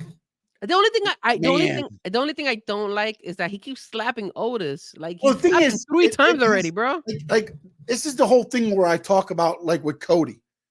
How many times can Cody be beat down before you go, hey, you dumb son of a bitch, do something? Yeah. You know what I'm saying? It's like that's the only thing. But I did like at least this time he gets hit from behind to where he doesn't know who it is. And you know, I'm guessing Sammy might have said, I'm sorry for running into you, maybe. And then he hits the slam on him, so he knows he hit him. Whereas and then now it's going to be Otis against Sami Zayn next week. That's going to be interesting to see how this plays out. Because again, could this be a whole total mind swerve and Otis just stays heel? I hope not, because I love babyface Otis. I love the dancing ton of fun. I think not the problem, but I think what's going to happen in Smack and Monday Night Raw next week is that Chad is going to get involved in that match again. Otis is going to lose, or some way, somehow somebody gets injured, because I have the feeling that this Clash at the Castle, Chad is going to have all of them there by his side. I don't think he's only going to be just Otis. Yes. I think he's going to have Tajawa, and he's going to have the girl as well. I forgot her name, but I think he's going to have all of them. And I think that's where they're going to turn. Well, can I tell you something? What's up? I think they're going to try to turn, and I think Otis is going to mess up and hit Sammy and cost him the title. And Chad Gable's going to win the Intercontinental title. That would be cool. But wait, you would be happy with Sammy losing the belt, but not Damian Priest? Well, no, but again, he gets cost by Otis trying to do the right thing. But he again, you know what I'm saying? It's that turmoil, the way it happens. I wouldn't be happy if Gable just goes out there and freaking 3 belly-to-back suplexes and then pins Sami Zayn 1, 2, 3. But if somewhere during the match, they're both outside the ring, and Otis is like, this is my chance to get back at this mofo, goes charging at Gable. Gable moves. He nails Sammy into the steps or something. Gable just gets the scraps, gets the pinfall, wins it, and then he's partying with Otis and everybody like, you guys did exactly what I wanted, like he did last night. Even though they were trying to turn on him and it backfired, Sammy can still go back after him. After Otis gets his shot, or whatever, you know, they do the turn on Otis versus Gable for a little bit, maybe. And then Sammy comes back.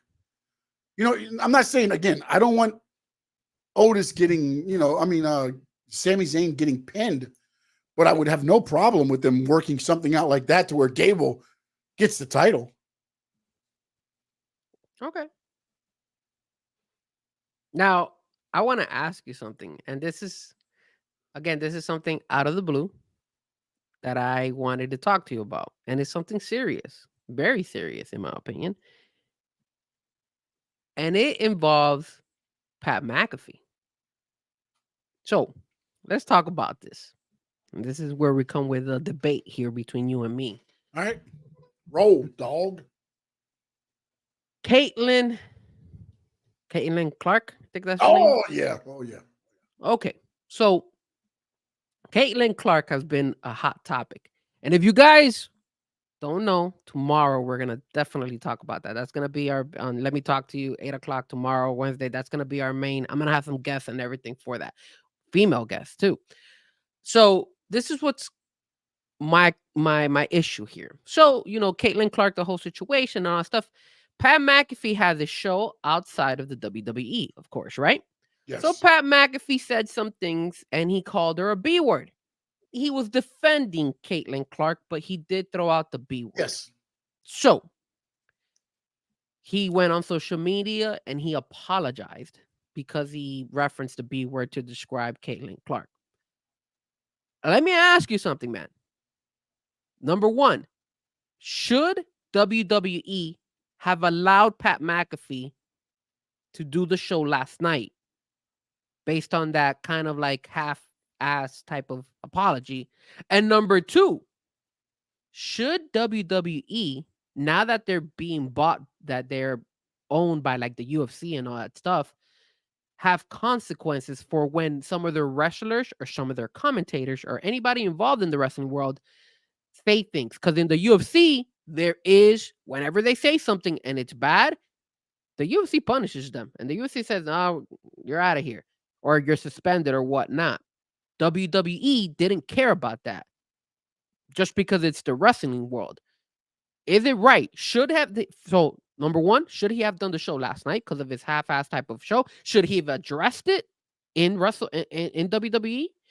And number two, should WWE go ahead and put in like a suspension on Pat McAfee for saying those type of things, which in the long run does affect WWE because he is part of the WWE world right now as a commentator for the WWE. All right. Here's the one thing that we need to find out. And then this is where I'll go with this. What does this WWE contract state? I don't know. Does it state that they can hold him in contempt of whatever is said on his radio show? That's through ESPN. If ESPN makes a fuss out of it, then can WWE make a fuss out of it? That's probably where their stance is. Do you think WWE should say something to him though? I mean, you could say something. I don't know that, again, it's to me, it's one of those things where it's like I don't think Pat McAfee should have been in the show. See, I disagree with that, man. I disagree with that. It wasn't like I just, man, like I don't know, man. This is where like everybody loves talk shows and how they go say what they want to say and want to do what they want to do until it's one thing that was it taken out of context? What did he say? Like, that's the thing. Like, and I honestly, I haven't even heard any of this. So I'm completely ignorant. I did not watch any of McAfee. I haven't seen any clips on. I'm sure it's everywhere. I can care less on. I could pull up the audio if you want. But my understanding is he said that he's not watching the NBA. It's because of one white B word. He was defending her. He was saying that she was like a bad B. It's pretty much what he was kind of saying. Like I get it. He used a terrible word to express it. But like, should he be suspended and money taken away when like? I don't think money. I don't think. Well, if you suspend them, you're taking money away from them. Like. That's what I'm saying. It's like you have to hold somebody. You have to hold somebody. You have to hold somebody accountable for their actions. If he was going after her, I would say 100%. He should be suspended and everything else. But he was trying to say that she was a bad mofo, and he just didn't use proper wording. I mean, that's not. But if ESPN made him go ahead and apologize, well, then that's all. Then to me. They made him apologize, and I get it as a half-assed apology or whatever. Yeah. But then he did what he had to. It's like when you shoot somebody and they give you 5 years. When you get out in 5 years, do you have to go back in? Because you don't like what it. But so he served what he was told he had to do, whether it was half-assed or whatever. To me, from the beginning, again, it just to me it feels like we take this like if you're talking with somebody and you're sitting at the bar. And you're like, oh, that's a bad bitch right there. Like, no, but I'm saying, I mean, can't say that. Not in this time of war. Back in the day, yes. Back in the day, yes. Not right now. Right now, we're too sensitive. And if you're gonna hold again, extent of the law, is it by sensitivity or is it by what's being said? That should be the end of it. If WWE has a thing and says, don't use the B word, which they don't because everybody does. They do it on TV. They call each other bitch all the time. So how are you going to suspend somebody for using the same damn word? Okay. Because there's a difference between reality and wrestling. Wrestling, we just earlier in the show, we just mentioned that it was a soap opera, right? This is a soap opera for guys. If you're gonna go ahead, if I say something, right, and it's taken out of content, and let's say my 9-to-5 job finds out about it, they're gonna say something to me because they're gonna be like, Frankie, what the hell are you talking about? Like you're hurting our overall company name because you're part of this company. Same thing with Pat McAfee. He is part of WWE. He has a contract with WWE. So by him expressing and saying that and just giving a half-ass apology, is that enough for WWE just to wash their hands and be like, look, we're not going to get involved? That is not right. Not? That is not right. So how many people? Because he's every one of the sponsors that Pat McAfee has now should go to him and be like, You need to do this. So on behalf of WWE, I'd like to issue an apology. On the behalf of ESPN, I'd like to issue an apology. On the part of DraftKings, I'd like to issue an apology. Any other sponsors I need to hit right now? Anybody else have an issue? On the behalf of FPL, I issue an apology. Every damn one of them he's got to issue an apology for? He doesn't have to send apologies to all his sponsors because it's not the same. You're not comparing apples to you're doing apples and oranges here. What I'm saying, ESPN said something to him. He made an apology. You didn't like the apology. Tough ass. But here's the issue: if you go ahead and he apologized on ESPN, apology. That's the issue. If he went ahead and he apologized on ESPN, right? ESPN made the decision to possibly force him to apologize. He probably didn't want to. I don't think he wanted to apologize. Where did he say the statement? Huh? Where did he say the statement? On X. Did he say the statement on WWE TV? No, he put it on X on his own platform. Yeah. All right. Look, I go put out. Let me go to X right now. I don't need to hear it. I don't need to hear it. Yes, you do have to hear it because it is something that you need to hear. It doesn't change my thought process on it. He said the apology from ESPN. Done. I'll read to you because I reposted he did it on his show during ESPN. Done. This is what Pat McAfee said. Actually, you know what? I could share it. Why not? Why don't we share it? That way the fans. No doubt saying it was on his show while on ESPN.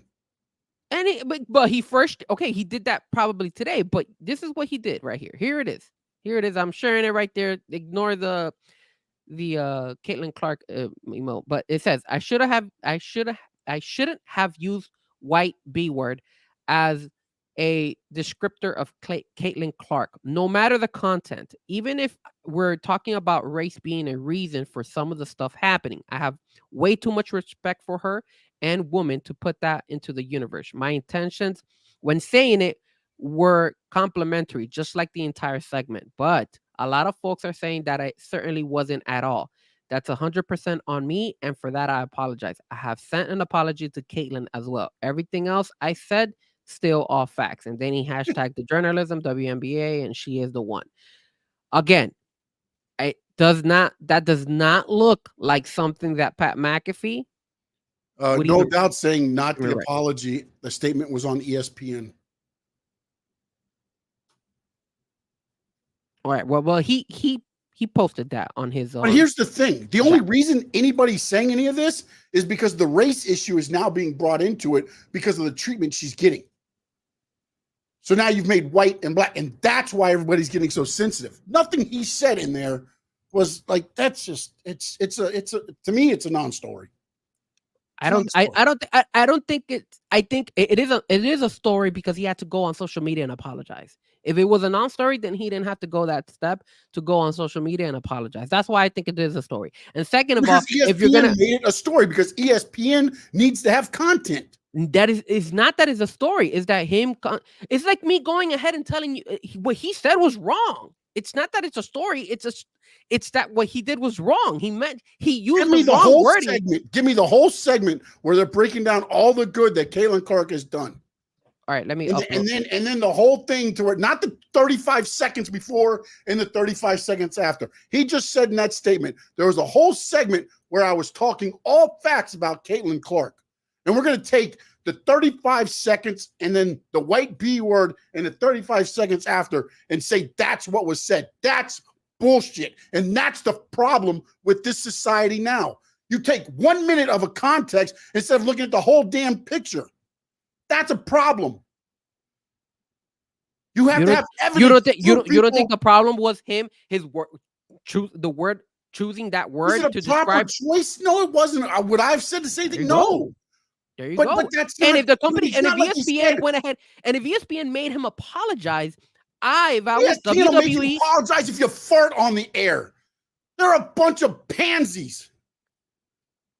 If you're working for a corporation and you have the image of a corporation, he is part of an image from ESPN at the end of the day. Image. Oh my goodness. That right there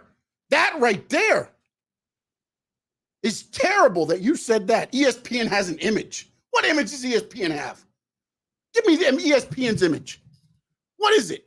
ESPN does not want Stephen A. Is it who's the image of ESPN? You got to understand that one thing is for sure is that you don't want to go ahead and start. If you want to have a story, then say something, and ESPN will make it a story. No, man. Come on, man. He used the wrong word to describe this girl. If he felt that it wasn't that of an issue, then he would have gone ahead and told ESPN, you know, go kick rocks. I'm not apologizing for crap. Well, let me ask you this. That's the reality truth. Hold on. Before you ask me, WWE should have gone ahead and told them, okay, if you don't want to suspend them, he should have gone ahead and addressed it in WWE as well and said, look, for what? I made some comments that were wrong. WWE because he is part of WWE as well. They're not WWE to the WNBA. Pat, you're going to have to go out on national TV on WWE Raw and apologize about a comment you made on your radio talk show on ESPN about a WNBA player on WWE TV. Come on. No doubt. Okay. Come on, man. No doubt. I'm going to tell you something. I did have a slip. You're absolutely right. I did have a slip.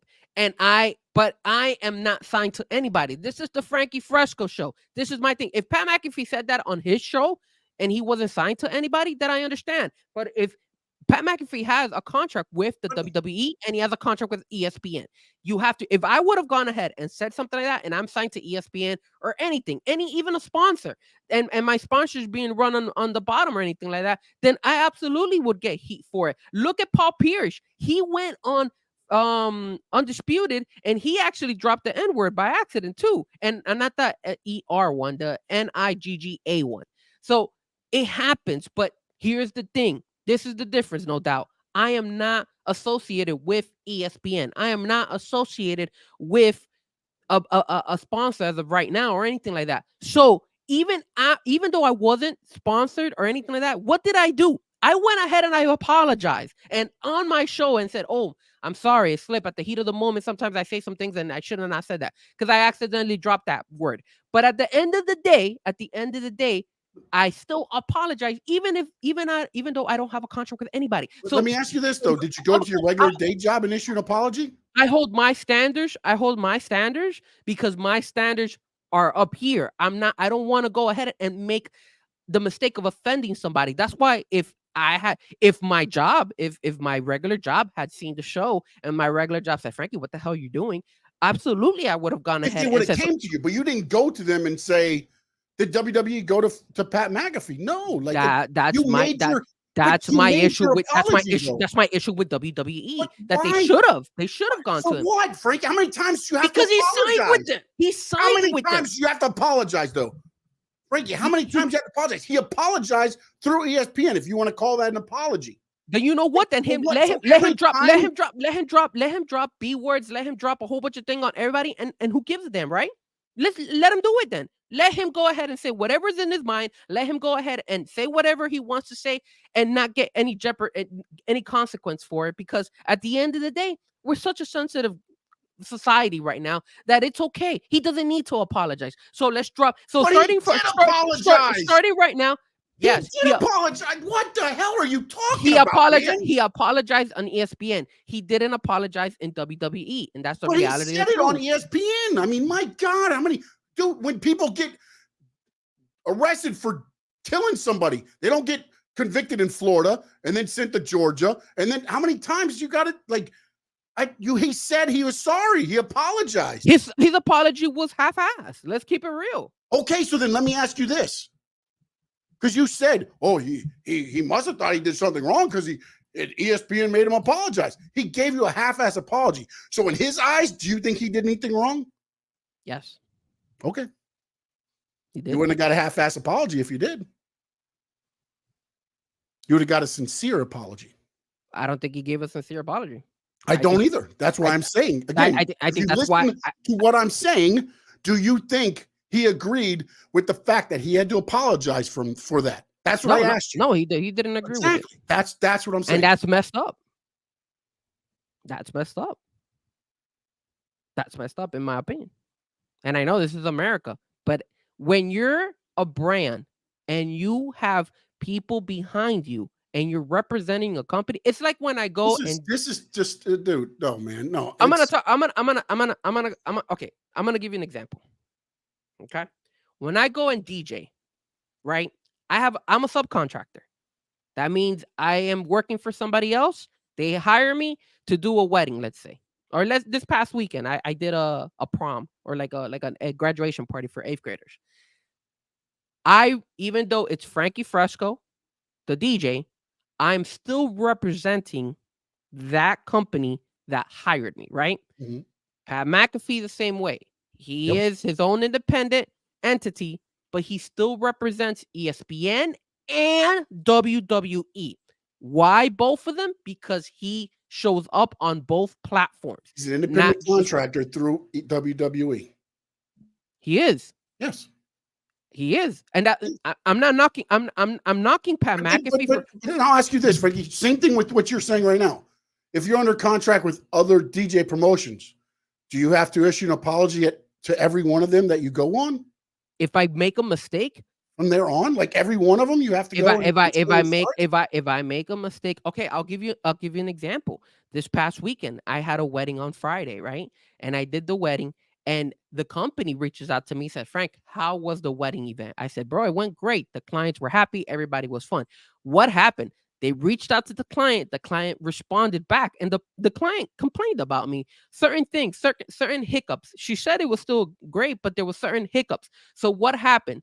I had to go ahead and address that with the company. Now, obviously, I'm not going to go and publicize it in social media and stuff like that because it wasn't in front of TV. It wasn't in front of media. It wasn't in front of any of that stuff. If it was, then I would have to address it in front of social media, in front of YouTube, in front of all this stuff. This was something that was done. And I explained it. And I also defended myself because I said, hey, look, the client said this and that. But what she is saying was something that was not spoken about between me and her. So you have to hear both sides of the story. Here's her information and here's mine. And the little minor things like, hey, you didn't announce this, that the photo booth was gonna close. We never spoke about that. The only conversation we had was that I had to announce the photo booth was open. That's exactly what I did. You wanted slow jams. He only played 1 or 2 slow jams. I showed the company playlist showing, hey, look, I played more than 1 slow jam. It wasn't just 1 or 2 what she was talking about. And it wasn't like she said that it was like two upbeat slow jam. Stuff like that. It's hold accountability. And again, I am an independent contractor. I don't have to go that far to go ahead and say this stuff. But I do that because when you're your biggest critic at the end of the day. So when it comes to Pat McAfee, I understand the fact that he went ahead and he apologized half-assed. He doesn't agree with it. I'm pretty sure he doesn't because that's probably the way he carries himself. He probably felt that it wasn't. But he also said he reached out to Caitlin Clark and apologized. He did. Hopefully, so how do you know what she said? How do you hold that? What's it? How do you know what Caitlin Clark said? Because to be honest, no, Caitlin Clark didn't say anything. How do you know? How do you know her and Pat McAfee didn't have a discussion? Oh, I don't know. We don't know. I reached out to Caitlin Clark and made an apology. Maybe he did. Maybe he didn't. If she accepts the apology, how the hell can we sit here and debate this? Like, I don't understand that. We don't know if she did accept the apology. No, we don't know that she didn't. We also don't know if what type of. We also don't know what type of apology he mentioned. We also don't know. We also don't know what type of apology he went ahead and he mentioned to her. We don't know that. We don't know. Maybe he said, "Hey, look, you know what, Caitlin?" But again, it's not our business.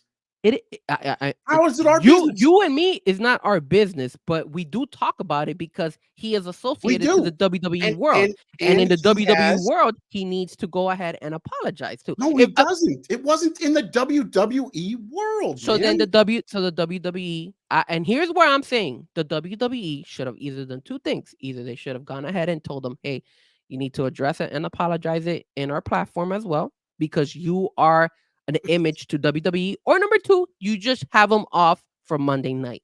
Keep them off for 1 day, and then you bring them back. Because you're trying to who are you catering to?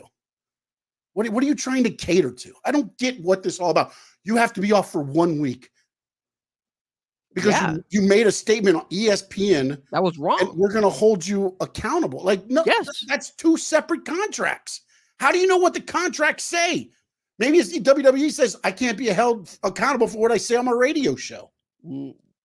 You can't. I mean, if the contract states that, then this debate is pointless. You don't know. The contract, but like we're going to be able to see any of that. That's what I'm saying, though. But apparently, if ESPN made no fuss about it, if WWE's made no fuss about it, like I mean, it's like again, it's like our media here. It's like we got to make a story out of something. Let's make a story out of it. For what? Sean, everybody's guilty till proven innocent. If he obviously had. He knew there was something wrong doing, or they had to make him do something because he had to he had to state an apology. ESPN is partners with WNBA. That's what the deal is. And Pat McAfee is an image of ESPN at the end of the day as well. Okay, and he made the apology. I mean, I don't know what we need to do. What else we need to do? And then let's hang him from. And then he needs to say the apology in WWE, or WWE goes ahead and doesn't have him for the show. That's it. There's nothing wrong. Dude, you're trying to make something out of nothing, bro. What are you talking about? It's the truth, Sean. He made an apology on his social media. What else is he going to say on WWE TV that he didn't say on his social media? He should have gotten ahead what we're doing. For what? So WWE no doubt even said it. He said actually ESPN what did he say? Leases his product.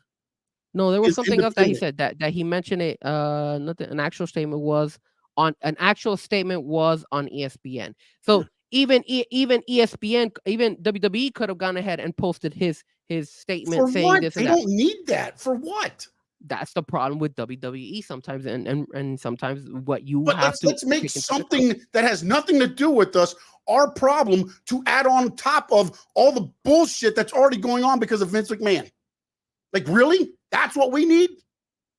That's good? People could go ahead and assume and say, and exactly. Also, people can go. Everybody's going to do assume. Why bring that on top of ourselves? People can also go ahead and say, hey, look, you understand the stuff that they did with the stuff that happened with Vince McMahon. This is the reason why it happens in the wrestling world, because even something so minor like saying the B word, calling somebody like that, they allow it and they don't even address it. Okay. All right. Then we need to, they really need to do something on the promos they cut the other night too, because they called on USA, I think they called the B word twice in the back. So, I mean, maybe we should issue an apology on that too. He should. So then let's let Pat McAfee go ahead and drop the B word on all the women wrestlers in Monday Night Raw. Why not? Since it's not a big deal, let's go ahead and do that. Like again, you're sitting here like he says that way all the time, and you're acting like he just said Caitlin Clark's a B word. But what That's about not how he said it? Like, so then if he uses the same, it's not like he's going, oh, there's Chelsea Green, that B. Like, I don't get what we're trying to do. No, but let's say he would have been like, oh, there's Chelsea Green. That's a badass B. Do you think that's fine for him to say that on the commentary of Monday Night Raw? Not necessarily, but at the same time. No. It should be okay because he was able to go ahead and do it on his show, right? And there's no reason to apologize, right? Bro. You're taking something he said on another show fucking 24 hours ago. Look at that. You're dropping F-bombs right now. Apology. No, because you're full of shit. That's what I'm going to tell you. You're full of shit trying to make a story out of nothing. I am not trying to make a story out of nothing. I am not trying to make a story out of nothing. Bullshit, man. I am going ahead and addressing something that could have easily hurt the WWE world just the same it hurt him, Pat McAfee. And by him going ahead. Hold on. Let me check my X. Oh, my God. WWE world is on fire because Pat McAfee used the B word. Telling you right now, man. Come on. Telling you right now. Come on, man. He made the so-called apology. Like, that's it. Done. You don't have to issue 67 apologies. So anybody he's an independent contractor with, DraftKings or wherever else, they want to have an apology too. You can't say that because the apology tour. You can't say you're comparing again oranges to apples because he is not going ahead and he's not on whatever his sponsor is on their show. He's on ESPN saying that he has a contract with them and he went ahead and said that he shows his face at WWE and went ahead and is a part of the WWE. Now, if he does the sponsor something like that, if the sponsor wants to do something on the side and say, hey, you know what, Pat McAfee, if you slip again, we're going to take off the sponsorship from you. I wouldn't justify the sponsor either. I mean, I wouldn't hate on the sponsor. I would actually be like, okay, you know what? You're right. You should do that because at the end of the day, you made a mistake. People make mistakes. That's all I'm saying. You made a mistake. You dropped the B word to describe somebody. The wrong word that you used. You apologized on ESPN, which I mean, I think it was half-assed, but whatever. He did it and he reached out to her. Great. I think it should have been addressed in WWE as well. That's all I'm saying. There's nothing wrong. It would not have gone ahead. It could have been wrestling fans like you could have just said, why did he even address it? That's dumb, whatever, and ignored it. And other wrestling fans like myself would have been like, I'm glad he went ahead and addressed it because his image is important. His image in the WWE world is important. And I actually admire the fact that he even addressed it in the WWE world because you never know what he might go ahead and say it again and by accident. And then you have this, but at least he's recognizing it. It's about your image. It's about us. I could drop F-bombs. If we drop the B word, I just finished telling you this. There's a difference, man. And I know you could go ahead and get mad at me and you could go ahead and be like, Frankie, you know what? You're making a story out of nothing. But I want you to understand. I'll just say this. Pat McAfee says Caitlin Clark has accepted his apology. Everything is all good. That happened today, right? Yeah, after he issued a half-ass apology. Yes. That was today. Yesterday was Monday Night Raw. So I guess the half-ass apology worked. Because again, the only person he owes the apology to is Caitlin Clark. Yeah. That's it. Doesn't owe an apology to Sean Stanley. Doesn't owe an apology to Frankie Fresco. Doesn't owe an apology to Noel Doubt. Doesn't owe an apology to WWE Universe. Doesn't owe an apology to anybody else. It's Pat McAfee and it's Caitlin Clark. But and to be honest, if more people lived that way, we wouldn't be so fucked up. I'm going to tell you right now, that's also Pat McAfee's image. That's also WWE's image. That's also ESPN image. Again, if he just wanted to go ahead. He is a buffoon on WWE TV. Oh, I just yeeted all over myself. Do you think it's like an image? Like, I mean, really? That's what he does. So then, again, I'll go back to my playing devil's advocate here. It's okay for him to go ahead and then say, hey, Becky Lynch, man, that's a super badass B. And there shouldn't be any problem with him saying that. If it's in the storyline, they wrote it down and they say it, okay. All right, I respect that. That's how you feel. I wouldn't. Because hasn't Jade Cargill said, I'm a badass bitch? That's her. Okay. But there's a difference, man. There's a difference between a guy saying it and a woman saying it. Okay. It's like if we drop an N-word and we were African Americans. Some people take it differently. If a white person or a Hispanic person says it, but a black person says it, some people take it differently. That's the truth. I'm sorry. That's reality. I'm being honest with you. I get that word. I get what you're saying on some of the things, but you're acting like Pat McAfee said it and then just disregarded everything. But that's not the case. He disregarded the story. He did not. He issued an apology. I'm not saying that he disregarded it. I don't get where we're going with this. Oh, but it was a half-assed apology in your stance. Does it matter what your stance is? Honestly, does it matter what my stance is? No, it's between Pat McAfee and Caitlin Clark. Correct. But it also matters of ESPN and WWE. And if WWE didn't call him out on it, then that's fine. I am gonna go ahead and criticize WWE. How do you know? Again, we're acting like everything's out in the open in the public. We got cameras in WWE. How do we know that Triple H and them didn't sit down and be like, "What's the situation? This is what happened, boss." Okay, good to go. Caitlin Clark's okay. Yes. Okay. Thank you. We're good. Do we even know they did that? We probably didn't. We don't even know that. No, we don't, but we're going to sit here and debate about an apology that was half-assed or not half-assed, and it doesn't affect me either way. If it doesn't affect you either way, then that's fine. That's your stance. You don't care whether he apologizes or not in the WWE world. I do. I do feel like he should have apologized or addressed it. That's all. He should have just addressed it, in my opinion. But let's let them do it on AEW TV. They do that stuff. They do it too. Yeah. Do they really? Is that this is the story we're going to go with? All right. Well, that took up a lot more than I wanted to. Over an apology that was accepted. We did 45 minutes. You went heated there, sir. You it's just blown a gasket here, brother. No, it's the same shit that happens. It's like, okay, we don't have much to talk about, but we did have a lot to talk about. But we made a story out of an apology. We made a story out of how the WWE and Pat How McAfee do we know? It's involved. If Pat McAfee wasn't involved in WWE, we wouldn't even talk about it. Journalist Frankie Fresco. Do we know that WWE didn't talk to him about it? Do we know that they did talk about it? Do we know that they didn't? I could use the same argument. Do we know if we did? If they did? We don't know. So exactly. So again, it hasn't been issued by WWE. Nothing's been talked about it. So where's the story? No, we got to make it up. It's not the story. WWE doesn't care about women. I mean, we got that story already, right? Because we already know what's going on in the federal courts. So let's add on to that by saying, hey, now we got Pat McAfee running around using the B word on everybody. You know, WWE could have easily gone ahead, even if they didn't want to suspend him or they didn't want to go ahead and mention it on the programming. They could have easily gone on social media and said, look, the comments made by Pat McAfee were taken out of context. Unfortunately, Pat McAfee and us have addressed it and spoken about it. And Pat McAfee has issued an apology for it. That's it. Anything to go ahead and say.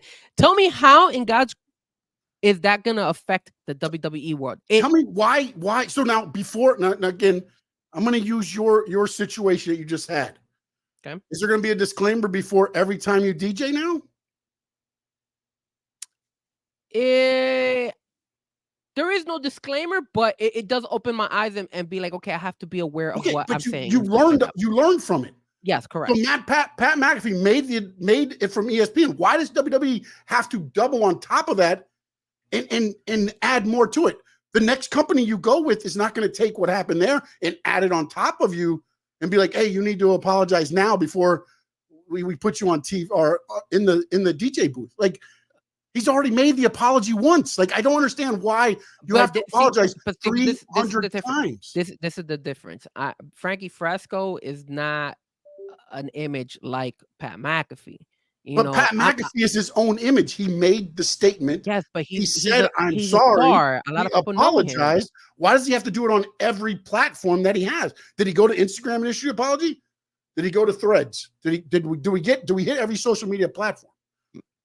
I think you're taking it out of context. I'm telling you that he went ahead and he should have addressed it to the WWE world. And if the WWE world went ahead and have an employee that does that, because then you know what?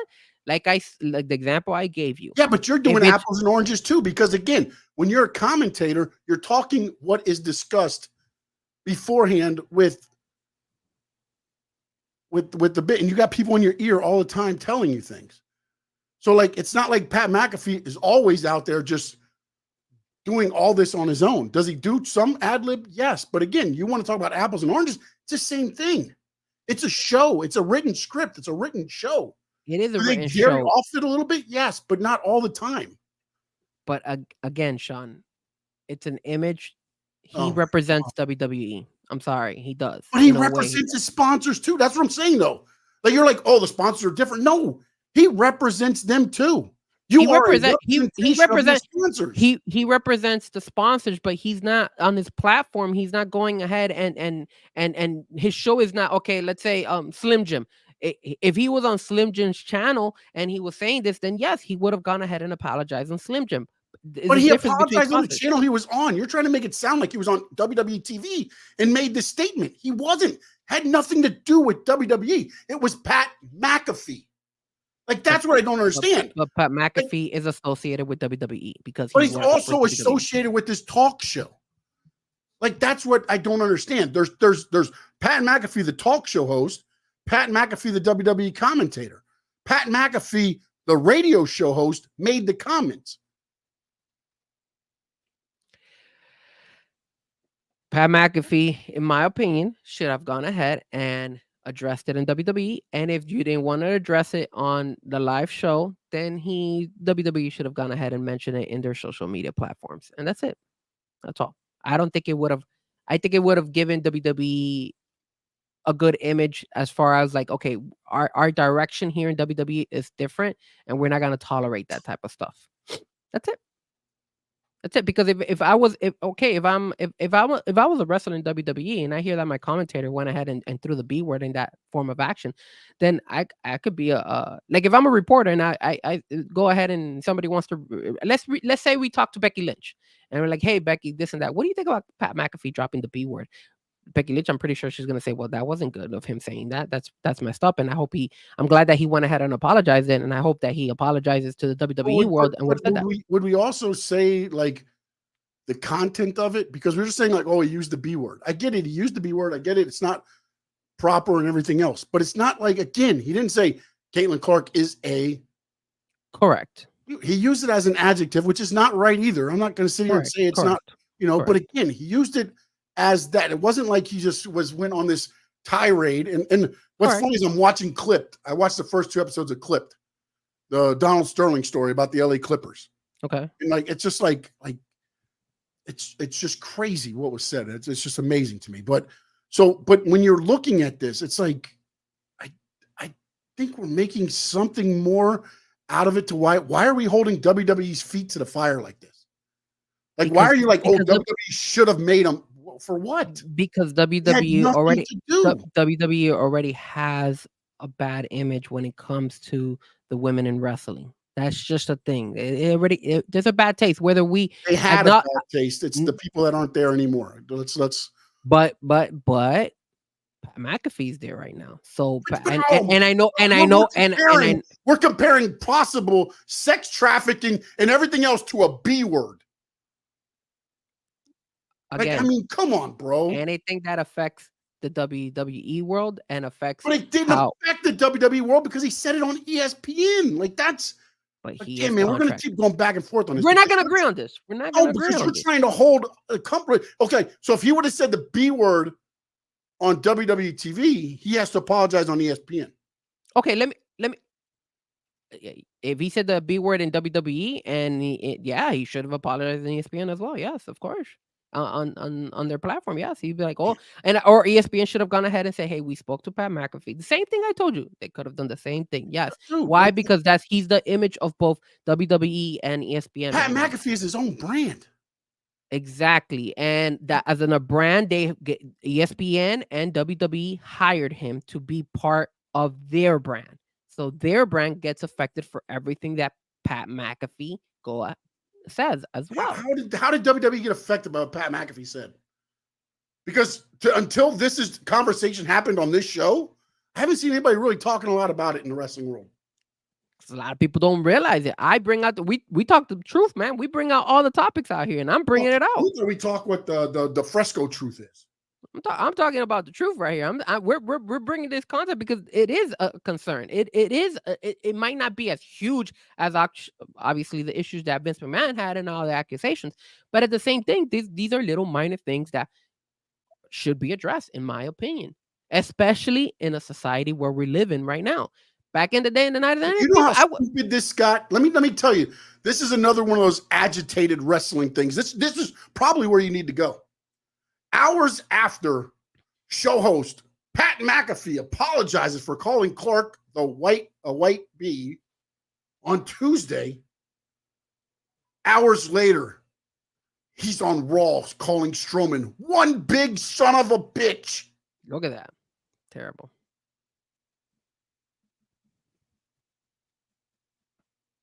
And then we didn't even and notice how. So this is a topic because you even found that, Sean. Yeah, but see, this is the thing between me and you and agitators and everything else. He issued the apology to Caitlin Clark. Caitlin Clark said, "We're good. Story's over. Story's over." That's the two people that it was about. And ESPN and WWE. No, we're making it about WWE. He's an image he of WWE. He said it on ESPN. I'm making an image. Because you don't agree with me. So I am the one making it of WWE because he is an image of WWE. Yes, correct. I am making it. I would have apologized as well or had WWE mention it or something like that. If WWE didn't ask him or anything like that, then fine. case closed. That's his business. If I was part of WWE, I would have addressed it. If Frankie Fresco was part of Okay, WWE, let me ask he you would this, have gone Frankie ahead and addressed Fresco. it. You're Pat McAfee in this situation. You already talked to ESPN. They made you issue an apology. Mhm. You've called Caitlin Clark. She said we're good. Now I show up to TV on Monday night, and I'm going to sit with people who really had never happened on them, and now they're going to tell me that I need to apologize again? If they bring it up to me, yes, I would have. Yes. If I go to WWE and WWE say, "Hey, Frankie, we saw what you said and we saw the apology. I mean, I think we should address it here in WWE as well." Okay, no problem. I'll address it as well. Yeah, but we I don't shut need them up. those ratings here at WWE. We don't need that. Why would we need? Well, I don't- that's why I'm saying I'm not knocking. I mean, it depends on what WWE wants to do. If WWE called them out on it or didn't, maybe they obviously they didn't because they didn't even bring it up. So it is what it is. How do we know they didn't? But again, it goes back to the whole thing to where like, okay, ESPN, who leases your show, you did the apology on their network. You did an apology on your social media, which apparently is different than what No Doubt is saying. There was an apology on ESPN, and there was an apology on his Twitter account, which are different. You've talked to Caitlin Clark, but now we need a whole nother. He should have apologized yesterday because this all happened yesterday. Now that we know that Caitlin Clark accepted his apology and all that stuff, then it's not necessary for him to go ahead and have to apologize now in WWE because it already has been case closed. You're absolutely right. But I'm talking about yesterday because this was all happening yesterday. There was no confirmation of Caitlin Clark going ahead and saying, "Oh, I accepted." I don't know when she accepted it or whatnot. I don't know. But the whole controversy started yesterday when he went ahead and dropped the beat. It was trending on X. There was a reason why it was trending on X because Pat McAfee dropped the B word and used it wrong. He used it wrong, which again, I'm not gonna. I understand that people make mistakes. I'm not trying to come after Pat McAfee. I'm not trying to say. What I'm just trying to say is that you have to hold people accountable sometimes when you make a mistake. And because he works in two different, have to hold him accountable. Yesterday he would have been held accountable. That's why the conversation, the debate that we're having here was should have Pat McAfee addressed this last night. I'm not saying that he needs to address it today or next week or anytime this week. No, I'm talking about last night because last night he made the comments and then at the same time he went live on Monday Night Raw. So if you address it, should he have had addressed it on Monday Night Raw or should have something come out of WWE saying, "Hey, look, we spoke to him and he informed us that we noticed that he apologized and for this reason, whatever apology they feel like." That's all I'm saying. I'm not saying he has to do it now because obviously it's been there, done that. But last night when he was on Raw, it was still some uncertainty.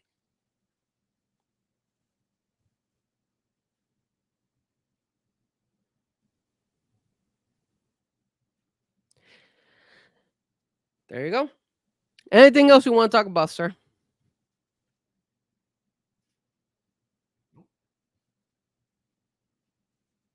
Good. All right. I don't know how they can reach out to you. All you guys can follow me at Frankie Fresco Music on all social media platforms. We also have the Let Me Talk to You podcast, 8:00 on Wednesdays. You're more than welcome to go ahead and tune in tomorrow. We'll be addressing different topics. The Caitlin Clark topic, Tyreek Hill, the Dolphins. We're gonna be talking about NXT. Oh, I don't know if you still wanted to give the NXT picks. It's up to you. But yeah, you can follow me, and then don't forget to hit the like and hit the subscribe on our both my YouTube channel and of course Sean Stanley's channel. All right, you can reach out, follow me at Sean_Stanley11 XIG Threads, Stanley Media House Network here. And McAfee opens his show today saying that they reached out to the Fever yesterday. They sent an apology, got a message back that Caitlin Clark said it was all good. She appreciates us reaching out and apologizing. So that obviously makes me feel a little bit better. But the people that got peed off yesterday, since I better watch what I say from now on the show, yesterday and offended, I understand. I learned a lot. That was how he opened his show today. Good. So he reached out yesterday, which is probably why, more than likely, there was probably nothing brought up because it was underway, him waiting for Caitlin Clark a response or vice versa. So that's probably what happened. But Hey, let's just burn everybody. Stanley Media House Network YouTube channel, where we make mountains out of anthills. Anthills. Mountains. That's what we do. Every Tuesday, 7 o'clock. Right here. Frankie Fresco, Sean Stanley. And don't forget to check out his show tomorrow. Let Me Talk to You. Him and his bro will be debating a lot of stuff. What else you got going? What else besides Caitlyn and everything else you got over there? We're gonna talk about the Caitlyn. I'm gonna have some guests, some ladies joining the podcast tomorrow to talk about, to get a woman's perspective. It's always good to get a woman's perspective of what the way the WNBA situation is going on. Again, maybe it's nothing. I mean, I know people have been talking about it, but I mean, we spoke up a little bit about it. And again, I only brought it up here because it involves Pat McAfee, and Pat McAfee's involved with WWE. That's the only reason why I brought it. If not, I would not have brought that topic here. And I thought it formed a really good debate between me and you because we both see it in different perspectives. And then we're also going to talk about, Tyreek Hill, his contract. We're going to talk about Kylian Mbappe. He actually signed with Real Madrid. So we'll talk a little bit about that as well. And then we'll also, me and my brother will do our NXT picks for this Saturday's live event that's happening. There we go. Check out my channel. I'll have the NXT results, my picks dropping sometime this week. I'm going to take a look at NXT right after I get off the show here. And in the words of the great Gordon Soley, so long from the Sunshine State.